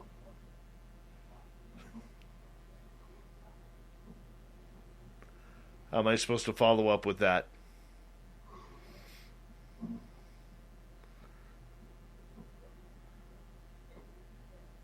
I'm curious, Butch.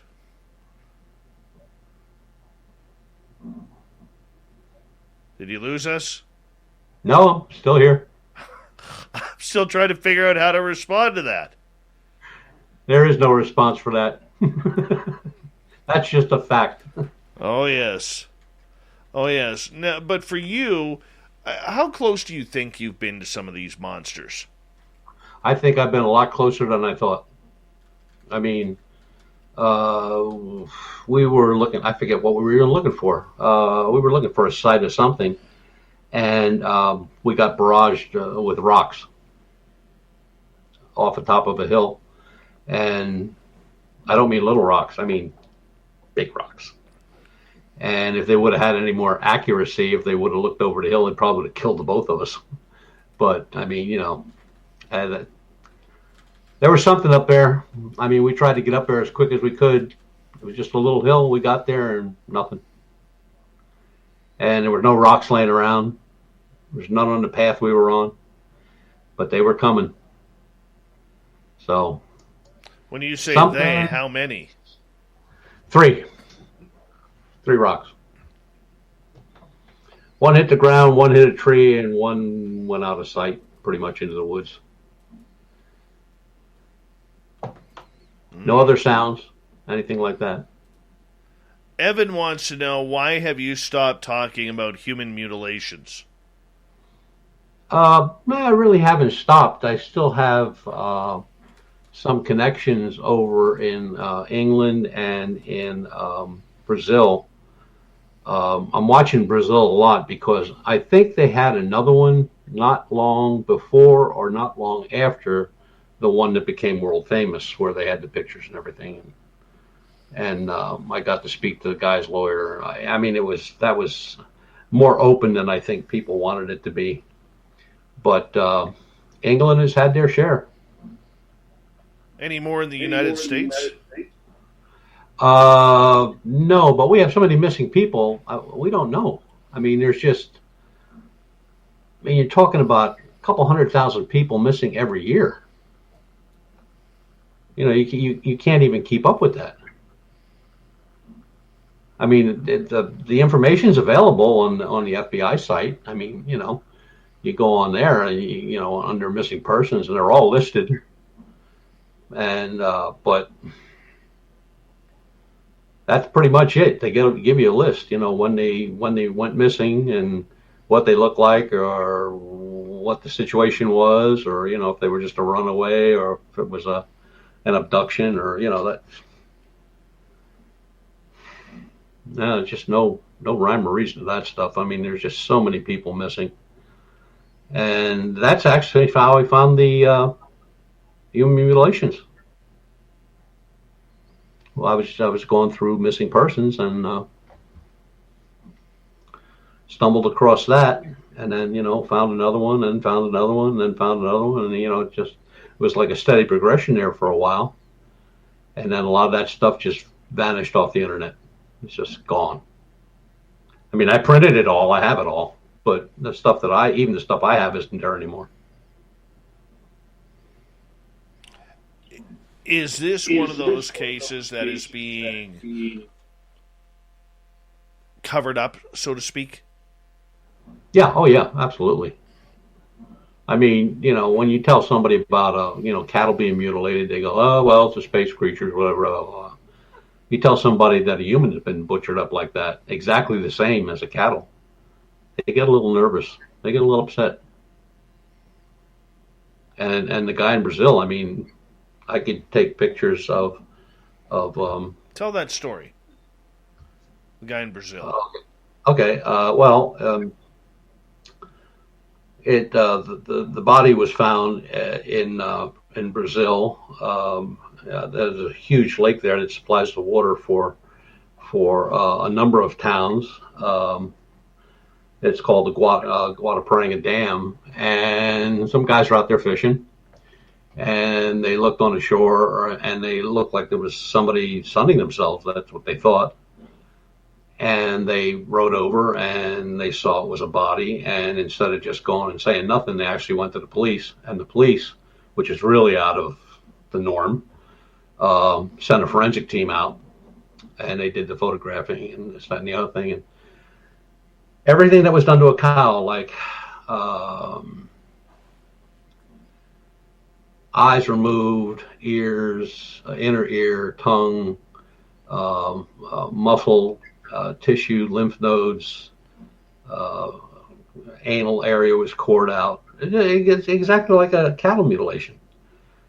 And so that was pretty much all they put out. And then I kept digging, and through the Brazilian police department, I got a hold of the autopsy report. And the autopsy report came through, and it was like a ho-hum autopsy report, like I've seen many others. And then it got to the point where it said that according to everything that they found, the gentleman was alive when all this took place. If you would take a human and stab him, you're going to have an open cut and blood. And you will have a black and blue mark around where the puncture was. I mean, that's just because you've caused that. You've caused that damage. If a person's dead and you stab them, all you're going to have is a hole.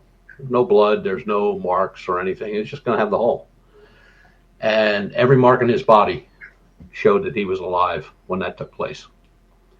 So all the wounds were not post-mortem. That's horrible. And they figured he was dead approximately 40 hours, 32 or 33 years in age. And then they blamed it on a retarded kid. I'll jump in here. So they never got anything out of him. But at the same particular time, there was another mutilation in Egypt, and right outside of Cairo, where a whole family was butchered. Everybody was butchered the same way. Men, women, children, cats, dogs, chickens, whatever they had in the house was done the same way. So they blamed it on a retarded kid, a retarded guy that kind of lived down the street. And they had him up on murder charges multiple murders. And when they figured out that this guy, let alone stabbing somebody and doing all that stuff, like removing eyes and stuff, there was no way. This guy couldn't even tie his shoes. I mean, he was that retarded. I did get to talk to his lawyer. Got to get you to use the word handicap. Okay. So he was this handicapped gentleman. I got to talk to his lawyer, found out who the lawyer was, got to talk to the lawyer. She got him off the hook. Till this, well, I don't even know if he's alive anymore because he was in his 40s back then, 10, 15 years ago. Well, maybe he is. But anyway, his lawyer got him off. I mean, there was no way this guy could commit this crime. I mean, he could barely speak, couldn't tie his own shoes. If he walked outside the door, he had to have somebody with him because he'd walk off, get lost. So the court said, okay, we won't try him for murder, but till the day he dies, he will not leave that house without the company of 2 police officers. And that was in effect, where, you know, if he went to religious services or went to the store with his parents, he had 2 cops with him. So they never left him alone, basically. Unbelievable. Mm-hmm. And there's been a number of those. There was a body found in Colorado, up in the mountains. They never knew who the guy was, or, you know, what he did or anything like that. But found the same way. England, guy found the same way. I mean, it's just crazy. You know, it's and then Linda Godfrey, she says, well, these cattle mutilations are caused by flies.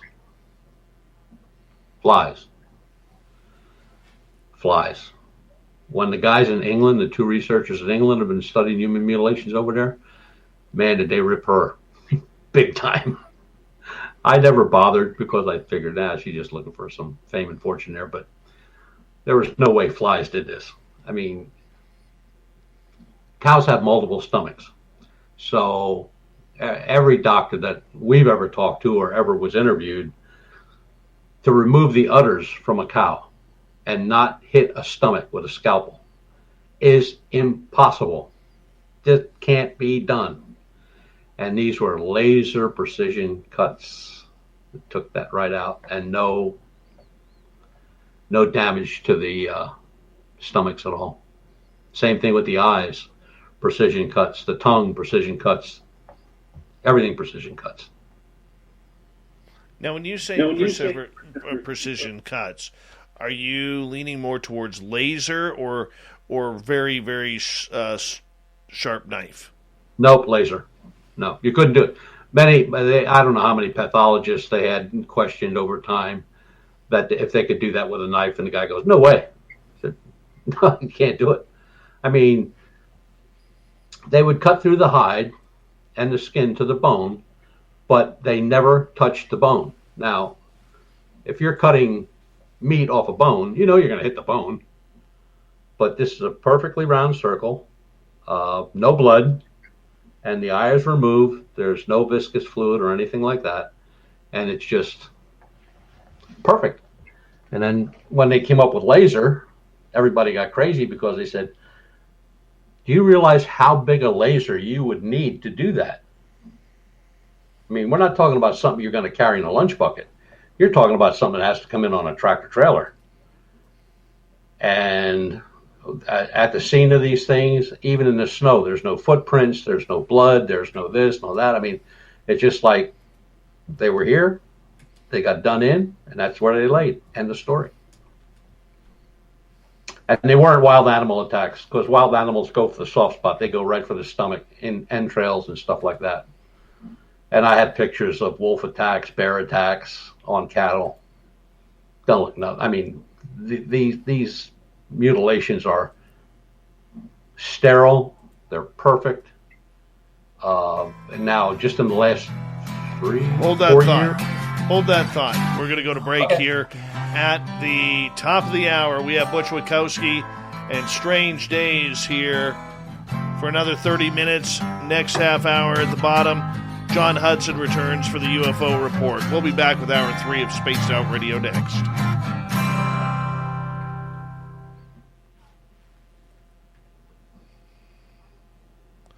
All right, we're clear. Okay. Getting me in trouble, man. Who? You. Why? What'd I do? Politically incorrect words. Oh, my. I know. I'm going to have to go slap myself. Yeah. Yeah.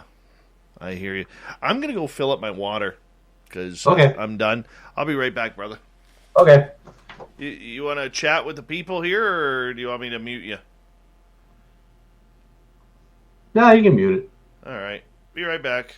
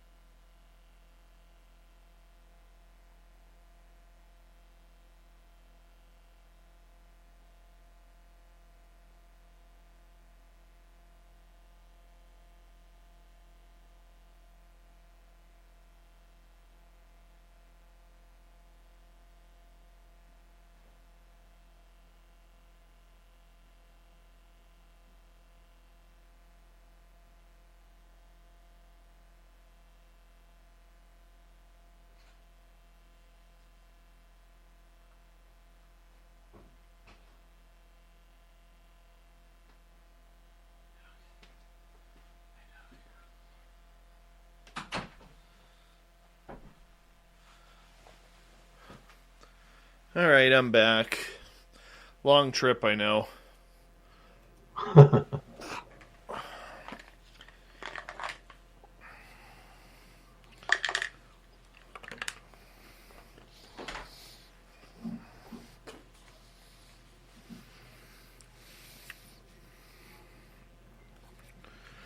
we go.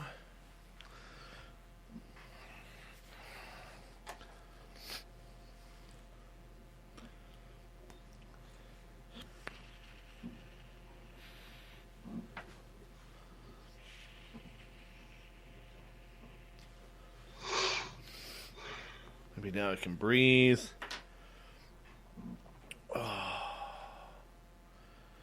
There we go.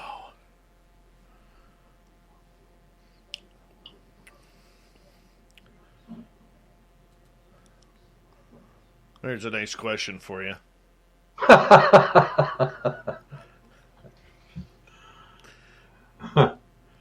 Oh, my God. That's my audience right there.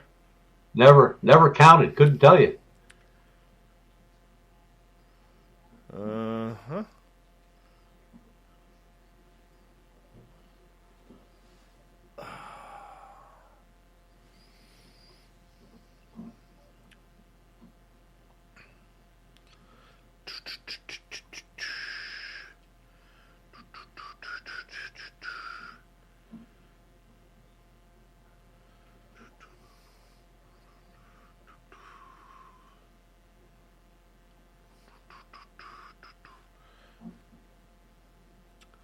Flies.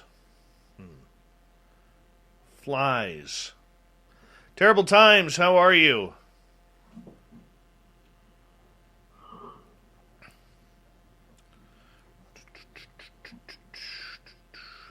This will be our next question from the lovely and talented Caroline Start.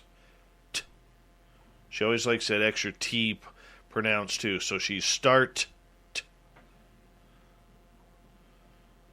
Start.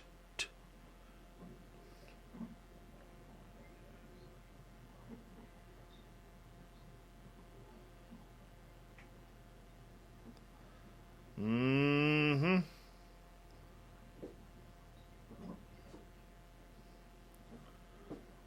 Do.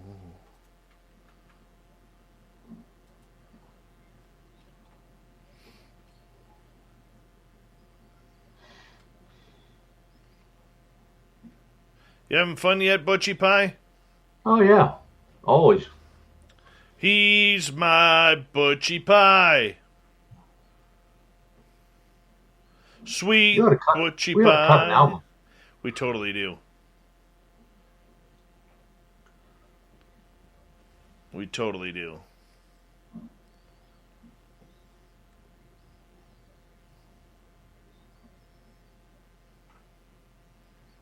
See if we can get something a little older here.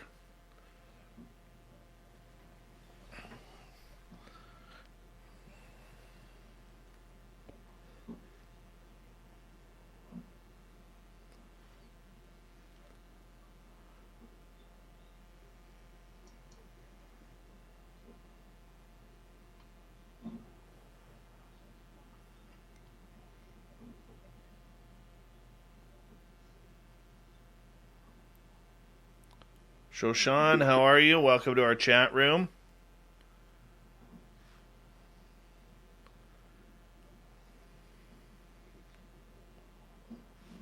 All right, we got 20 seconds here.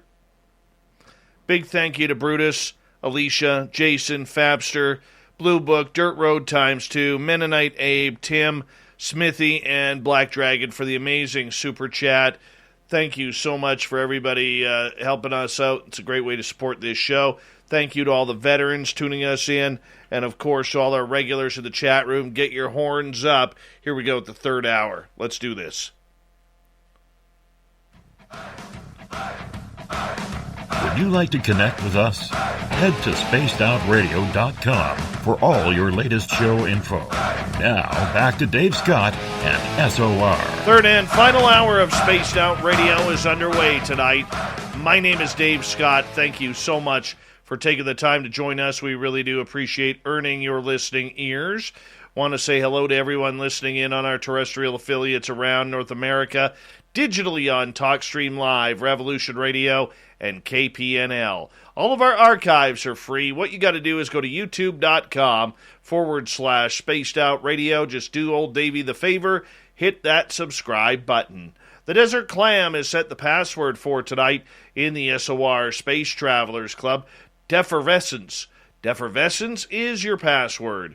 Use it wisely, Space Travelers, as the Clam sets the password each and every night right here on Spaced Out Radio. Our website, spacedoutradio.com. We have a plethora of features for you. Check out our new swag. Rock out to Bumblefoot or read up on Shirky Poo's Newswire. Follow us on Twitter at Spaced Out Radio and on Instagram, Spaced Out Radio Show. For the final time tonight, Butch Witkowski's Strange Days. UF4cop.com is Butch's website, based out of Pennsylvania. Height unknown, weight unknown, hair unknown. Butch Witkowski, welcome back. Happy to be back. All right, Caroline Start wants to know, Butch, can you talk about the Todd Seas case? For people who may not know what it is, give it a rundown of this case quickly. Well, the gentleman left his house very early in the morning to go spot preseason deer on his ATV and went missing. He was supposed to be back at 2 o'clock in the afternoon. No show up, so the family went out looking for him, couldn't find him. Police were called, 200 searchers showed up, dogs, horses, ATVs, all over the place. They couldn't find him. They did find the ATV, but no Todd Seas. The next day, the search started again. Rescue teams from all over the place looking for this guy. The ATV was found a mile away from the house. It's a very rocky area. We've been there a number of times. You can't walk anywhere without hurting your feet, even with hunting boots on. It's just terrible rocky. And he owned quite a bit of property up there. I believe it was 6 or 8 acres. But anyhow,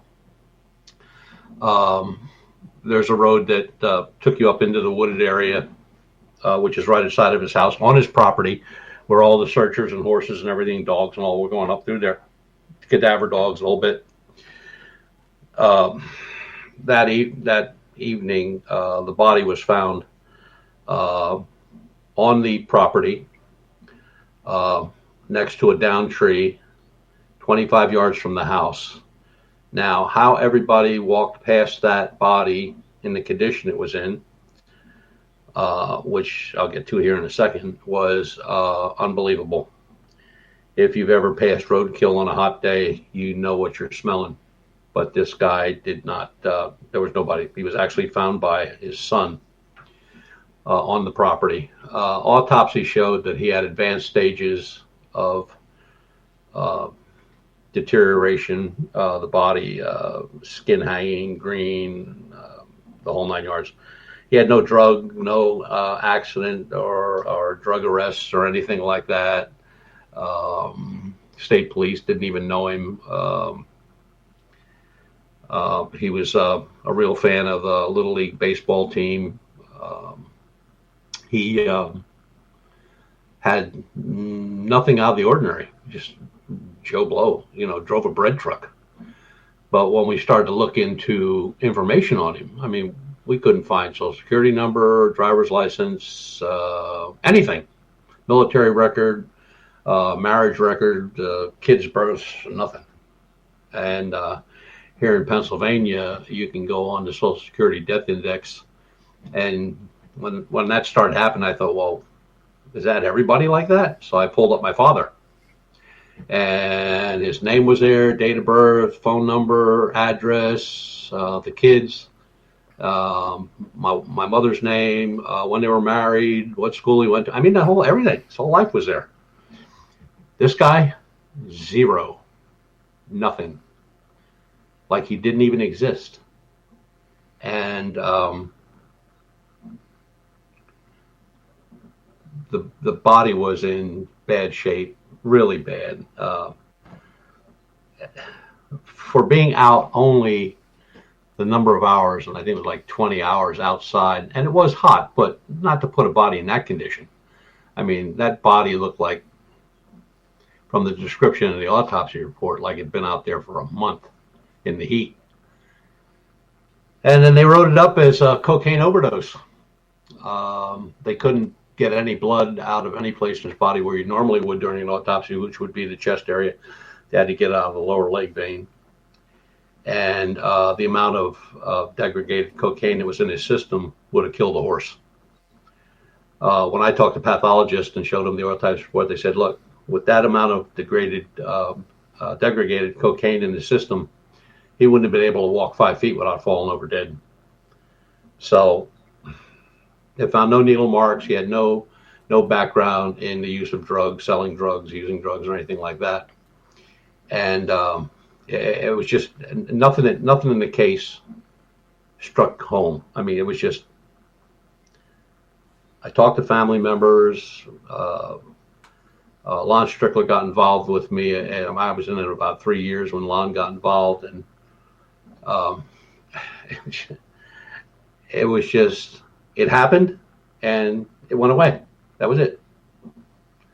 But we still haven't located the son. We've tried to talk to the police and fire company, rescue teams and stuff like that. They wouldn't see us. We sat outside in the police department for hours and hours waiting for them to come back off duty. Well, they went home. They didn't want to talk to us. We called the emergency number of the fire company and talked to the chief to find out what the dispatch hours were. Line was disconnected. The emergency line, right? So we just got shut down at every corner. We've been to the area a number of times. There is no way all those searchers, rescue teams, horses, dogs, cadaver dogs, walked past that body, which was 25 yards from the house and about 15 yards from the road they were walking up. Don't know. There was absolutely no anything that we could find, talking to friends of his, school people he went to school with, that, he didn't do anything. He didn't smoke any marijuana. He didn't take any cocaine. He didn't do nothing.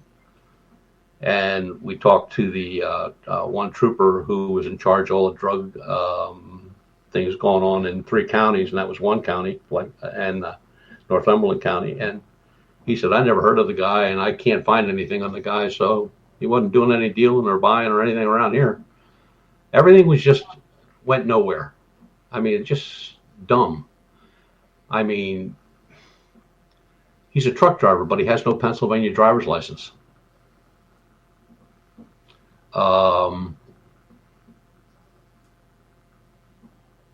Family, according to the report, no family, but he had a family. Big family, as a matter of fact, brothers, sisters, a lot of nephews, nieces. Just one dark hole after another. And we've never closed the case. It's still open. We got the runaround from the coroner. He lied to us. We got that in writing on an email that went back and forth with him and I. Police department, fire department, different rescue teams. It's just like everybody was told to shut up, and they did. Family don't talk about it. We've been to the gravesite, and the little league left a little statue there and a ball and all that stuff, and there were a lot of things you wouldn't normally find at the grave of a drug dealer.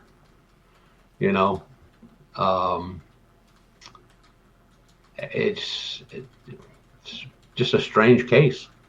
I mean, what makes it even stranger is that the day that he disappeared, there were sightings in the area of UFOs. And the one sighting was a couple of police officers. So now he was on this, his thing all took place on one side of the ridge, Northumberland Ridge. And the police officers were on another call on the other side of the ridge, but they saw the craft. And then a farmer said that he saw what he thought was somebody being pulled up in a craft above the power lines, and it looked like he just had on his socks and his shorts. Well, everybody poo-pooed that. When you got to the autopsy, what was he in? T-shirt, shorts, and socks.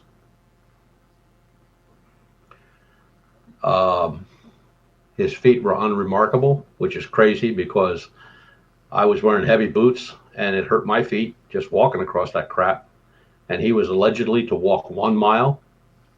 And the only thing that was wrong with his feet were the heels of his socks were dirty. There's no unremarkable, no bruises or anything like that. The people that did the toxicology report, they tried to pass it off as he drank bad booze. Well, the guy didn't drink, didn't smoke. So it's just one of those cases where whatever happened and whoever made everybody shut up, there was a reason. So, and there have been a number of sightings in that area over the years, but we'll keep at it. We keep getting into it. So, but that's the story of Todd Cease. Strange from day one. Why keep going at it? Why keep beating this case? Well, the one thing it did turn up, which is why we're looking for the son. We want to talk to the son, who just went missing, period, was the fact that the police had a report of the son and the father having a spat where the police were called the day he disappeared. The only other thing in his stomach was Mountain Dew. This guy always walked around with a can of Mountain Dew. Now, was the amount of cocaine put into the can of Mountain Dew? Possible. Who did it? Mountain Dew came from the house. Police were at the house where him and the kid were having a knockdown drag out. So we want to talk to the kid.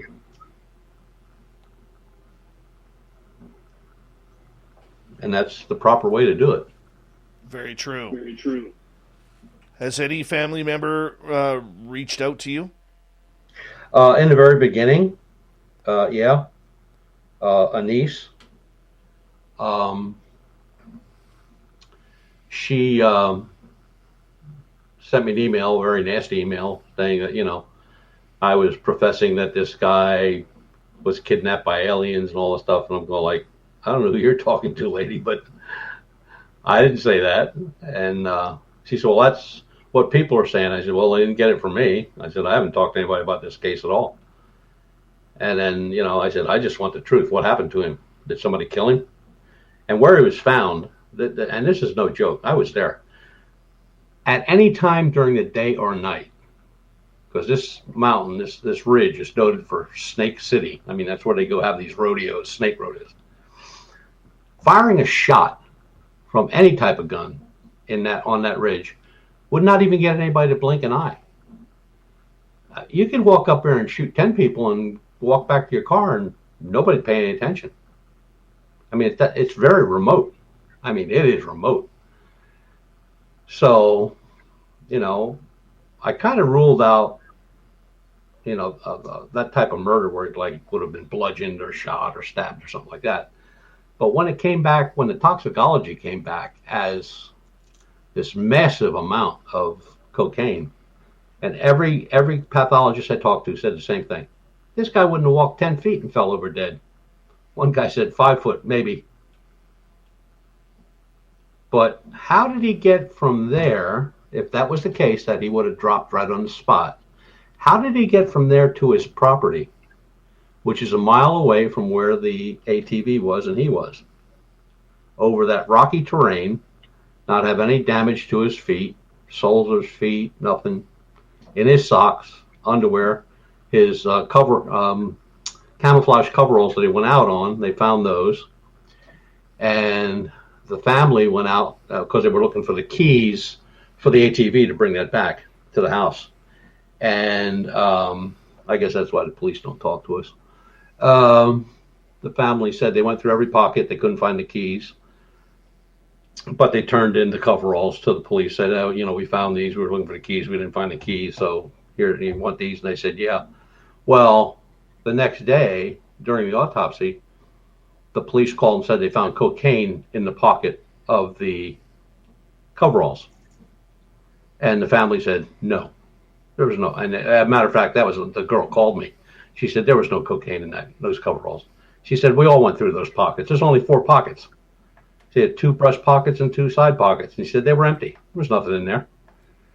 And I went like, okay. So the police lied. What do you think the cover-up is? I don't know. We could find no connection with any drug cartel, no government agencies. I mean, what should have been absolutely easy to find wasn't there. I mean, it just wasn't there. The information on this guy, he didn't exist. So, who knows? Probably never know, but we still want to talk to the kid. And it was funny that one thing that struck me is the kid is the one who finds the ATV. The kid is also the one that finds the body. Coincidence? Possibly. Still worth asking the questions. Oh, yeah. Have to be. Mm-hmm. Have to be. Butch, let's move on here to a couple more questions from Sure. our audience. Jeff wants to know, do you ever collaborate with Stan Gordon? Yeah, I have over the years, yeah. Different cases. Stan the man. Do you have one that kind of stands out? Not really. They're mostly UFO sightings. A couple Bigfoot things.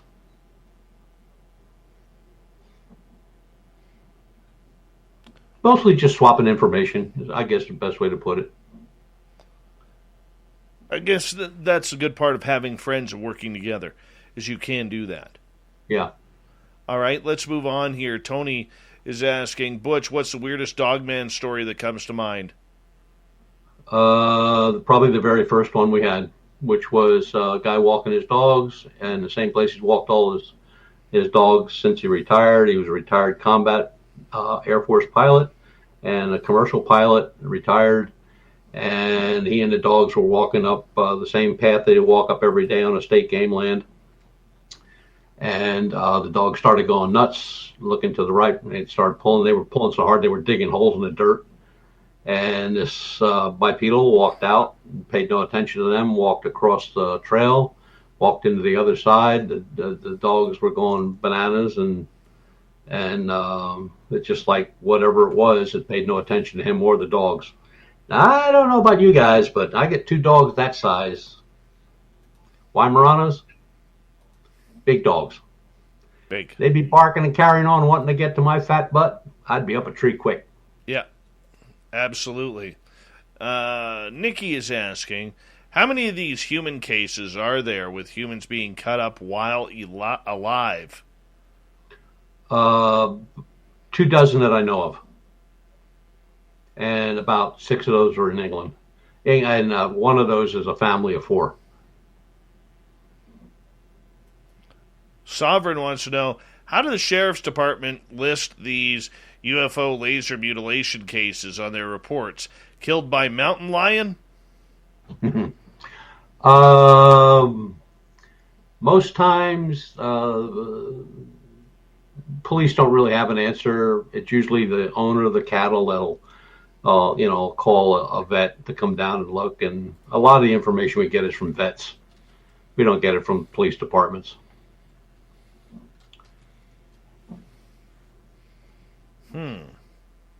We've got 3 minutes to go here, my friend, before we have to say goodnight to you. You know, as we move closer to Halloween, the veil gets thinner. What are you going to be up to? Me? Probably just working on reports. Probably it. I don't get too involved in Halloween. Never did. Even as a kid. Never excited me to dress up like something and go out and get clubbed in the head by your sister for the candy. And here I thought you'd be dressing up like Dr. Evil. No. That new picture that went up on your site tonight with you and I, that's trippy. Very trippy. Could thank Fedora John for that. I will. And his art skills. You know, tell everybody, take some time where they can figure out how to get a hold of you and what you look for in reports. All the information they can gather. I mean, no matter how inconsequential it may seem or silly, I want to hear it. They can. The best way to get me, the very best way, is to get on Facebook under UFO Research Center Pennsylvania, or your 4-Cop, or just me, Butch Witkowski, and just go over to notifications or whatever, and ask for my either my email address if you want it, or my phone number, and I get back to everybody right away. Within 24 hours, I'm back on the phone with somebody. Nice. That's the fastest way. Nice. And you don't turn down any reports? No, none. And not only reports, but if anybody just wants information on how to do something, or a piece of equipment they want to get, or how to do something, or how to make a plaster cast or take fingerprints or whatever, I'll give them the information. Very cool. Are you hoping to get out here anytime soon? We'll be going out in 2 weeks. Where are you heading? North central Pennsylvania to check out 3 caves. Caves. Dangerous. You can't run that fast anymore. No, I always get somebody slower than me to tag along. Good. Well, put him at the end. It's not going to be Lon Strickler anymore. He's back in love. Whoa, really? Yeah.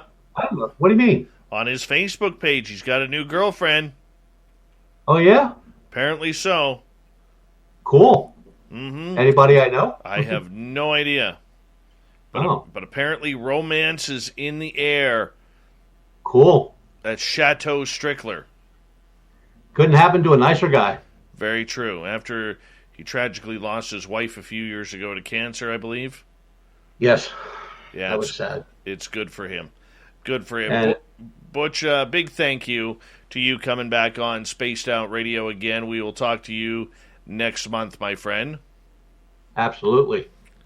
I look forward to it. I know our audience does well. Butch Witkowski, UFOcop.com. Coming up next, we have the Unbiased UFO Report with fedora-wearing John Hudson. We got Shirky Poo's Newswire, the thought of the day. Stay tuned. Spaced Out Radio continues right after this.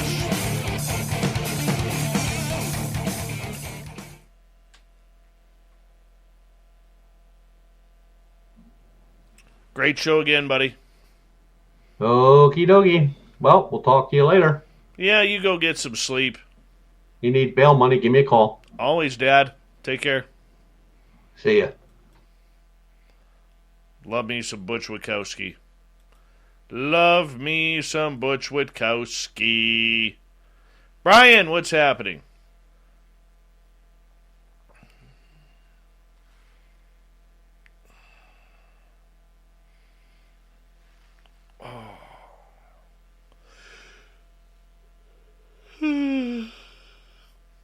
There you go, Fapster.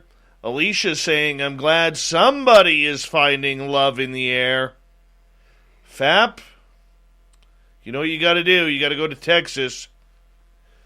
See this handsome young lady.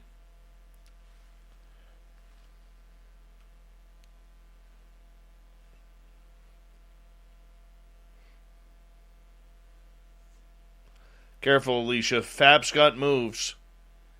Fapster has big-time moves.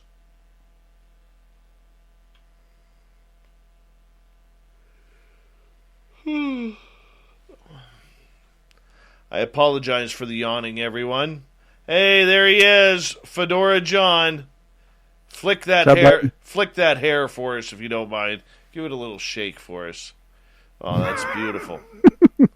Beautiful. For as long as I have it, you know. I like it. It's actually, it drives me nuts sometimes because my daughter got my hair and it's as thick as mine used to be. I mean, I used to have a ponytail like this thick, and boy, is it sad how it thins as you get older. Mm-hmm. I don't have that problem. Yeah, we won't talk about that because, you know, I still like you, and I'd like to keep it that way. Well, here, let me just look at that, buddy. No male pattern baldness whatsoever. Wrong.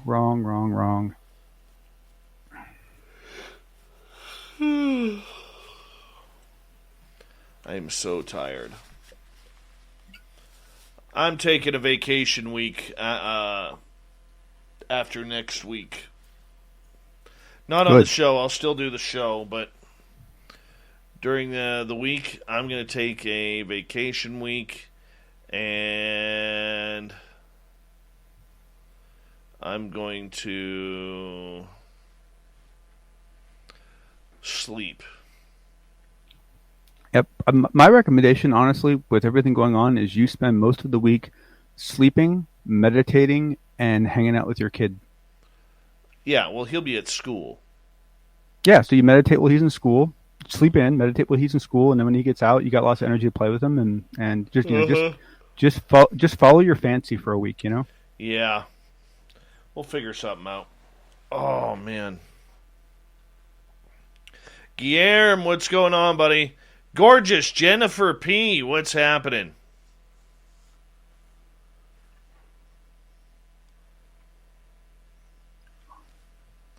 Yeah, it'll be good to get some rest. That's for sure. I feel like I could sleep for 2 weeks, man. I might take 2 weeks. I don't know. Just be The thing I find it interesting is that whenever you have two things going on like you do, you know, and one of them is really wearing on you, and even though that's wearing your whole life down, the other one energizes you.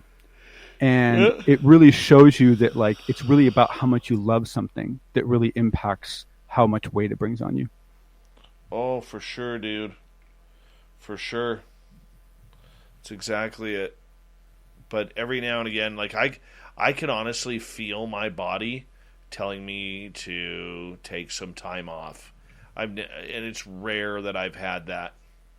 Rare. Well, it's good that you actually are of sound mind enough to actually be able to hear it when it tells you that, because a lot of times it's right when your body tells you that your mind's so wound up that people don't hear it, you know? Yeah. Well, we'll figure it out. We'll get her sorted out. Go hang out with Carl. Fuck, I wish. get him to do his alien woo crap on my chest. Hey, you get enough sleep and you meditate and you stay mindful and you never know. Never know. Fap, does anybody believe Dave just doesn't hang out shirtless by a lake every day until 9 p.m. Pacific? I'll never tell. Thank you to Space Cow, Brutus, Alicia, Jason, Fabster, Blue Book, Dirt Road ×2, Mennonite, Abe, Tim, Smithy, and Black Dragon for the amazing super chats. And it's a great way to support what we do on this show nightly. And we're going to fire it up here with Stetch and John here momentarily. Get your horns up. Here we go.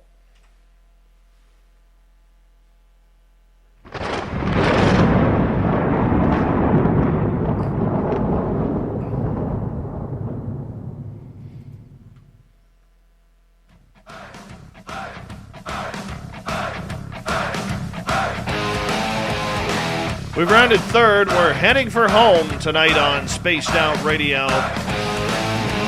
My name is Dave Scott. Thank you so much for taking the time to join us. We really do appreciate earning your listening ears. Want to remind you that I have, been told to remind you that you can check out all of our free archives by going to youtube.com/Spaced Out Radio. Do old Davey the favor, hit that subscribe button.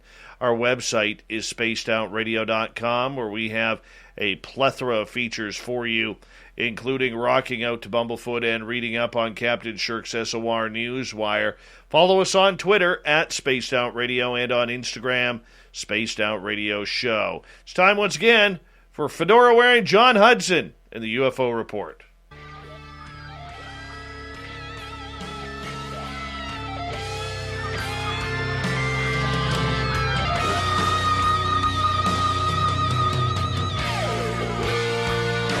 Yeah, it's that time once again where John comes in and talks about all the hot news around the UFO world.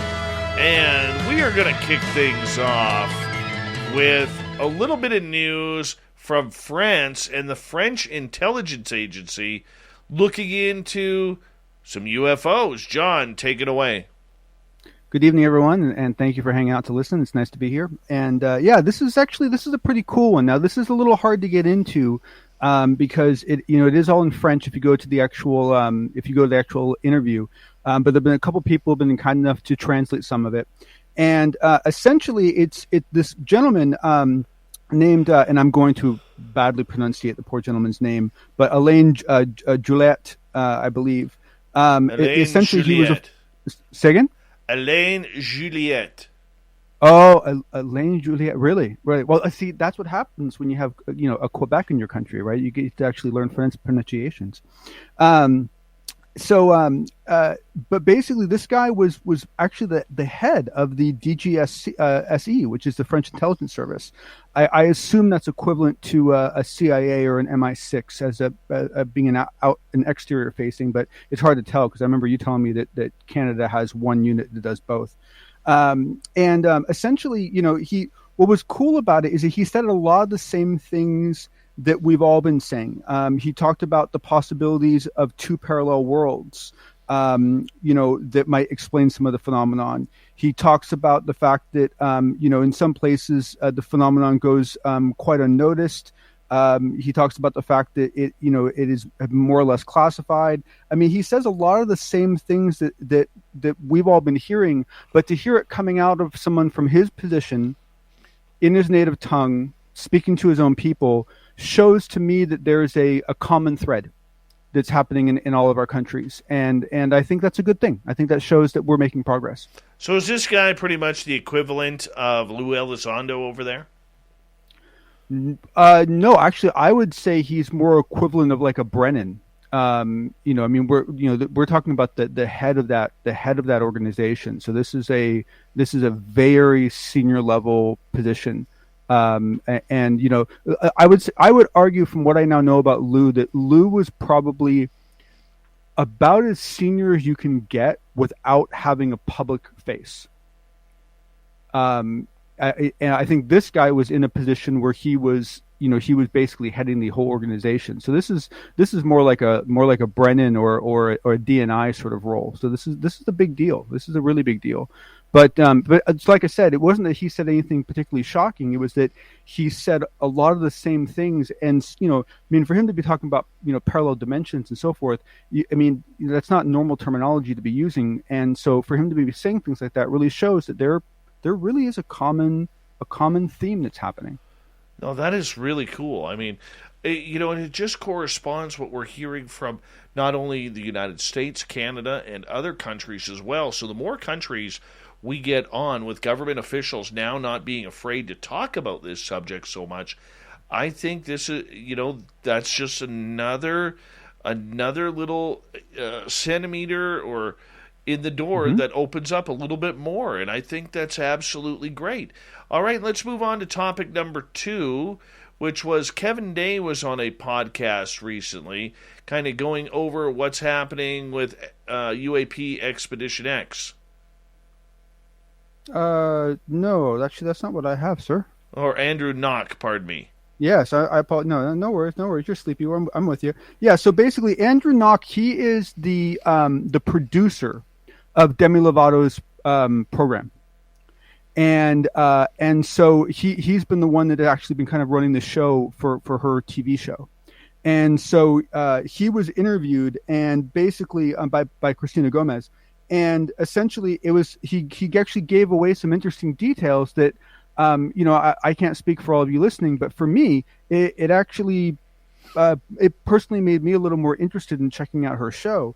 In that he did talk about the fact that she made an effort to go out and reach out to experts that were willing to talk to her, on film. It was essentially her and a dear friend and a sibling that were kind of on this adventure. And they did talk to Kevin Day. They did talk to Nick Pope. But she also did some other interesting things in that essentially at one part during the series, she takes a remote viewing class. And you get to see some of the results of that. And at another place in this program, she actually goes through hypnotic regression. And this is evidently shown in quite detail. And, hypnotic regression is not only, a very personal thing when it's done properly, but considering how often it's done improperly, it's a very controversial thing for anyone to be doing, especially someone at her level.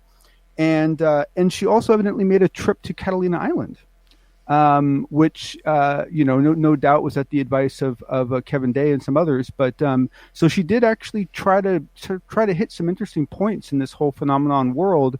And according to this producer, during one of their night sightings, they did capture something that they believe might have actually been a UFO, and that will actually be shown in the show. So it'll, I have no idea how much he was talking it up. But if you listen to the interview, he was pretty, I got to admit, this guy, he kind of impressed me a little bit. He pushed back on a lot of things. He tried not to be grandiose. He tried to minimize claims, and he tried to play it pretty straight. And, I got to say, I was a little surprised by his demeanor. Outside of this, it all comes down to Demi Lovato and, when you get people like her or Rob Lowe or Jack Osborne who are using their celebrity clout to all of a sudden step into research that they never have stepped into, it just to me rubs me the wrong way. Granted, they're getting the subject airtime. Granted, they're doing something different, but so let me give you a counterpoint, okay? Please. A while ago, George Knapp interviewed Pamela Anderson, Yes. of very interesting fame, about her paranormal work, and I gotta say, I was kind of shocked. That woman has done a lot of research and a lot of field research. And I don't know if she's been following any methodologies. I don't know if she's been documenting any of it. I don't know how thorough she was, but she had some stories. And the thing is that when you look at the world, the people that are touched by this phenomenon, it's statistically going to appear all over the place. And as a result of that, we should get just as many doctors, lawyers, singers, guitarists, drummers, senators, congressmen, prime ministers. I mean, basically, this should appear in every part of society. And we really want people from those groups stepping up and talking about their experiences, because it makes everyone else more comfortable to do so. And some of these people could actually turn into decent researchers. We don't know. That's being very politically correct. Well, it's honestly how I feel. Well, I can see that, and I can appreciate that. And I'm not, maybe I am trying to stir it up a little bit here, okay? Maybe I am, just to play devil's advocate. But, it would be nice if these celebrity hosts actually brought real researchers with them, okay, as part of their team. That's what I'm saying. I mean, look, there are so many times these celebrities come out and they completely, what's the word I'm looking for? Ignore the community that they are researching in.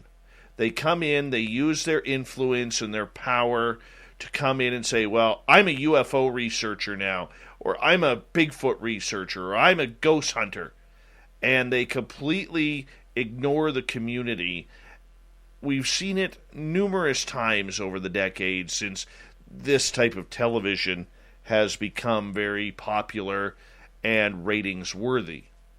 And for some of them, they're just trying to get another 15 minutes of fame in front of the camera as their acting career has died down or winding down or whatever it may be. Now, I'm not saying they don't have an interest in it, John. Everyone can have an interest in this subject. It's a fun subject to have interest in and to be a part of. But I just don't like the fact that you never see, like if Rob Lowe was going out looking for Sasquatch, you never saw him walking around with Jeff Meldrum. You never saw him, as part of his investigative team. It was him and his sons. So I would argue that on the cryptid side, I think it's a slightly easier solved problem. But I would say on the UFO side and so forth, considering what's going on right now, can you think of one researcher that Demi Lovato could have picked to take with her that everyone, or even the majority of people, would have agreed was a good person to take? Well, it's a very small number of people, and then from that group, are they actually presentable? Tim McMillan. Are they actually TV safe? Tim McMillan.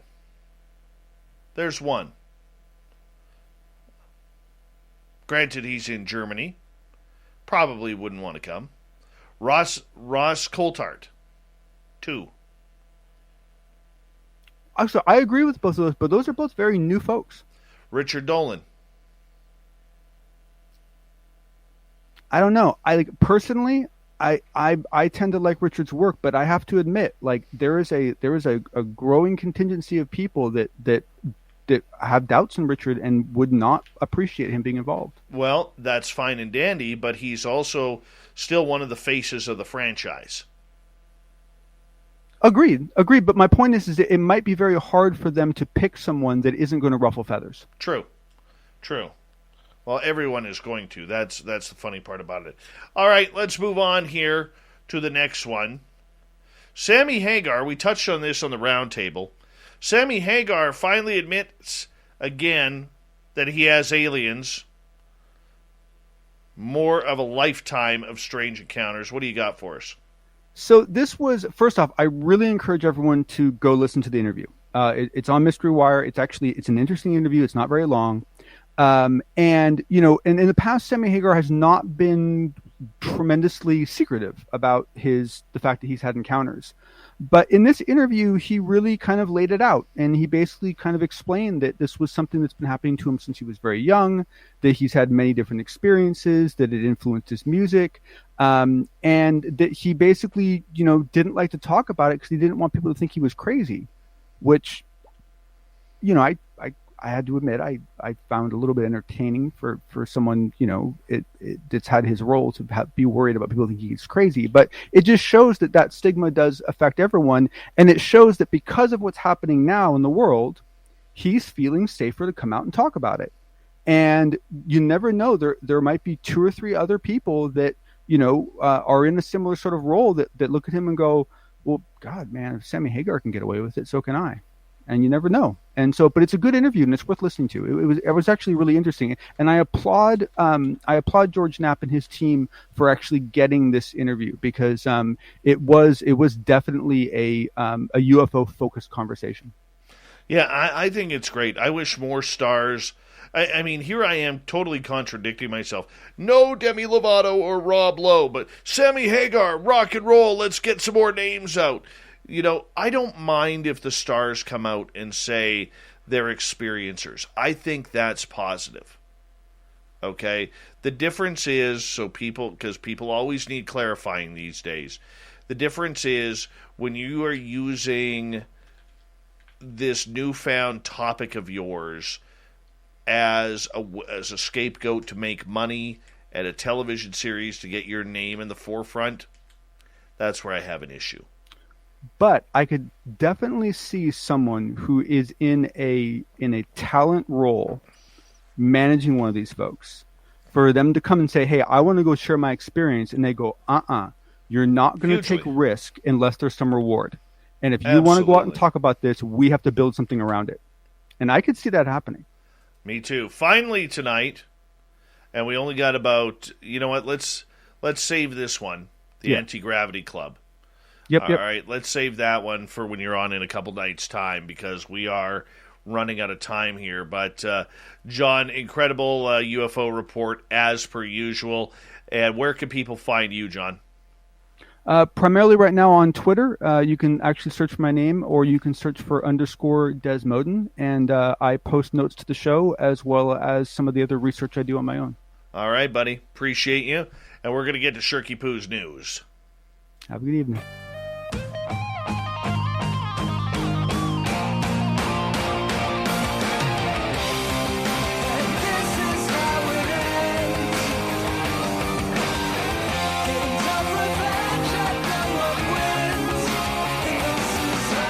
The news is always changing, which is why we bring you the SOR Newswire. Starting off in Ohio, where an actor at a haunted house in Ohio who was carrying a real Bowie-style knife as a prop accidentally stabbed an 11-year-old boy. The incident was reported just after 8 p.m. back on September 18th at the 7 Floors of Hell haunted house. Yep, the boy and his family friend were approached outside the haunted house by one of the roaming actors looking to scare them. The actor, a 22-year-old man from Middleburg Heights, Ohio, was carrying a large fixed-blade knife as a prop. The haunted house actor scraped the knife on the ground in front of them and began to stab at the ground near the boy's feet. The police report states the knife went through the boy's red Croc-style shoes and cut his left toe. The photo is that the police report showed of a bloody cut. Staff at the attraction applied first aid, and the boy's mother was called. Police asked if she would like to take her son to the hospital, but the boy wanted to continue going through the attraction, the report said. Good for him. Tough Ohio boy there. Further medical attention was declined, and the group finished the tour of the haunted house. The knife was confiscated from the actor, who told police that he brought it from home and used it instead of using the provided prop knives from the haunted houses, according to the report. He also admitted to using the knife was not a good idea, and the injury was an accident, and he had no intention of hurting anyone with it. The boy's mother later decided to pursue negligent assault charges. Of course she did, because she wants to cash in here on a snafu like this. The 7 Floors of Hell haunted house, which is located about 15 miles southwest of Cleveland, did not immediately respond to media requests. With October around the corner, that spooky time of year is nearly upon us, but one California man had a real-life fright that had nothing to do with Halloween. Joel Morrison was walking through a cemetery when he passed by a 100-year-old grave. Nothing too strange about it. many graveyards have been around for well over a century, except this plot had human hair peeking out of it. Yeah, the video was shared on TikTok. In it, you hear Joel saying how he was just seeing something really gross. The camera then shows the tomb and pans down to a clump of hair that is flowing out of the crack of the grave. Now, Joel says that when his disgust subsided, he started to feel bad for the deceased family members and worried about the upkeep of the cemetery, feeling kind of like maybe they were being disrespected or desecrated in some way. He noted other grave sites had been damaged by animals and overgrowing trees. Commenters were also disturbed by what they saw, with one calling it the scariest thing I've seen. Others have a guess as to what they thought was happening. Seems like they're buried under a tree. A funeral director once suggested not to be buried near trees, as something like this may happen. Continuing on here, finally tonight. All right. The first all-private mission to space was interrupted by an alarm linked to Crew Dragon's poo center. Yeah, the waste management system on the rocket requiring a composed response from all 4 space tours. Otherwise, they wouldn't be able to do their doo-doo. Nature calls, whether you're at home or in orbit. There's a microgravity-optimized toilet aboard the SpaceX Crew Dragon. It triggered an alarm during recent Inspiration 4 mission, causing moments of stress because they didn't know what they were going to do. Well, the 4 crew team members figured it out, fixed it up. They can now poop in peace. Poop in peace. I have potty humor. What can I say? Today's thought of the day: what's the weirdest thing you've encountered paranormally? Penman. I wouldn't know where to begin. I've seen lots of weird stuff. Marybeth, Stanley Hotel in Colorado. It looked like someone was walking outside our bedroom window. It was completely dark in the room, and you could only see light from outside through a crack in the drapes. Greg, seeing a coworker go into a sandwich shop who had recently died. Another coworker was with me, and we both saw her.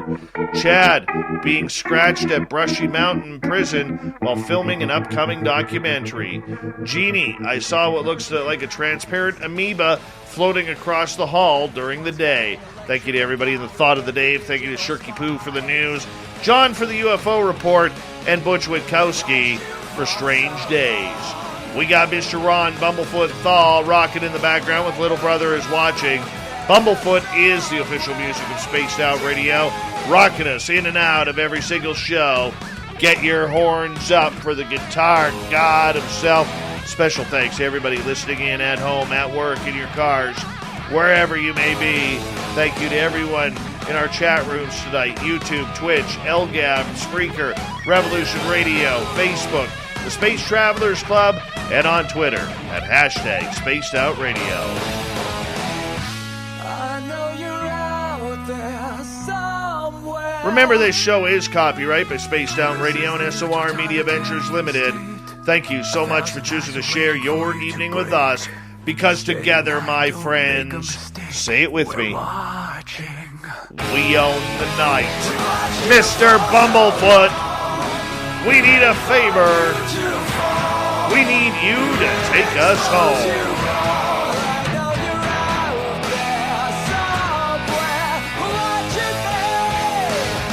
Yes, the Woo Train has docked for the night. But soon, my friends, we shall ride again. Your seats are always available. Your tickets never expire. And if you want to bring a friend, we've got room for them too. Good night.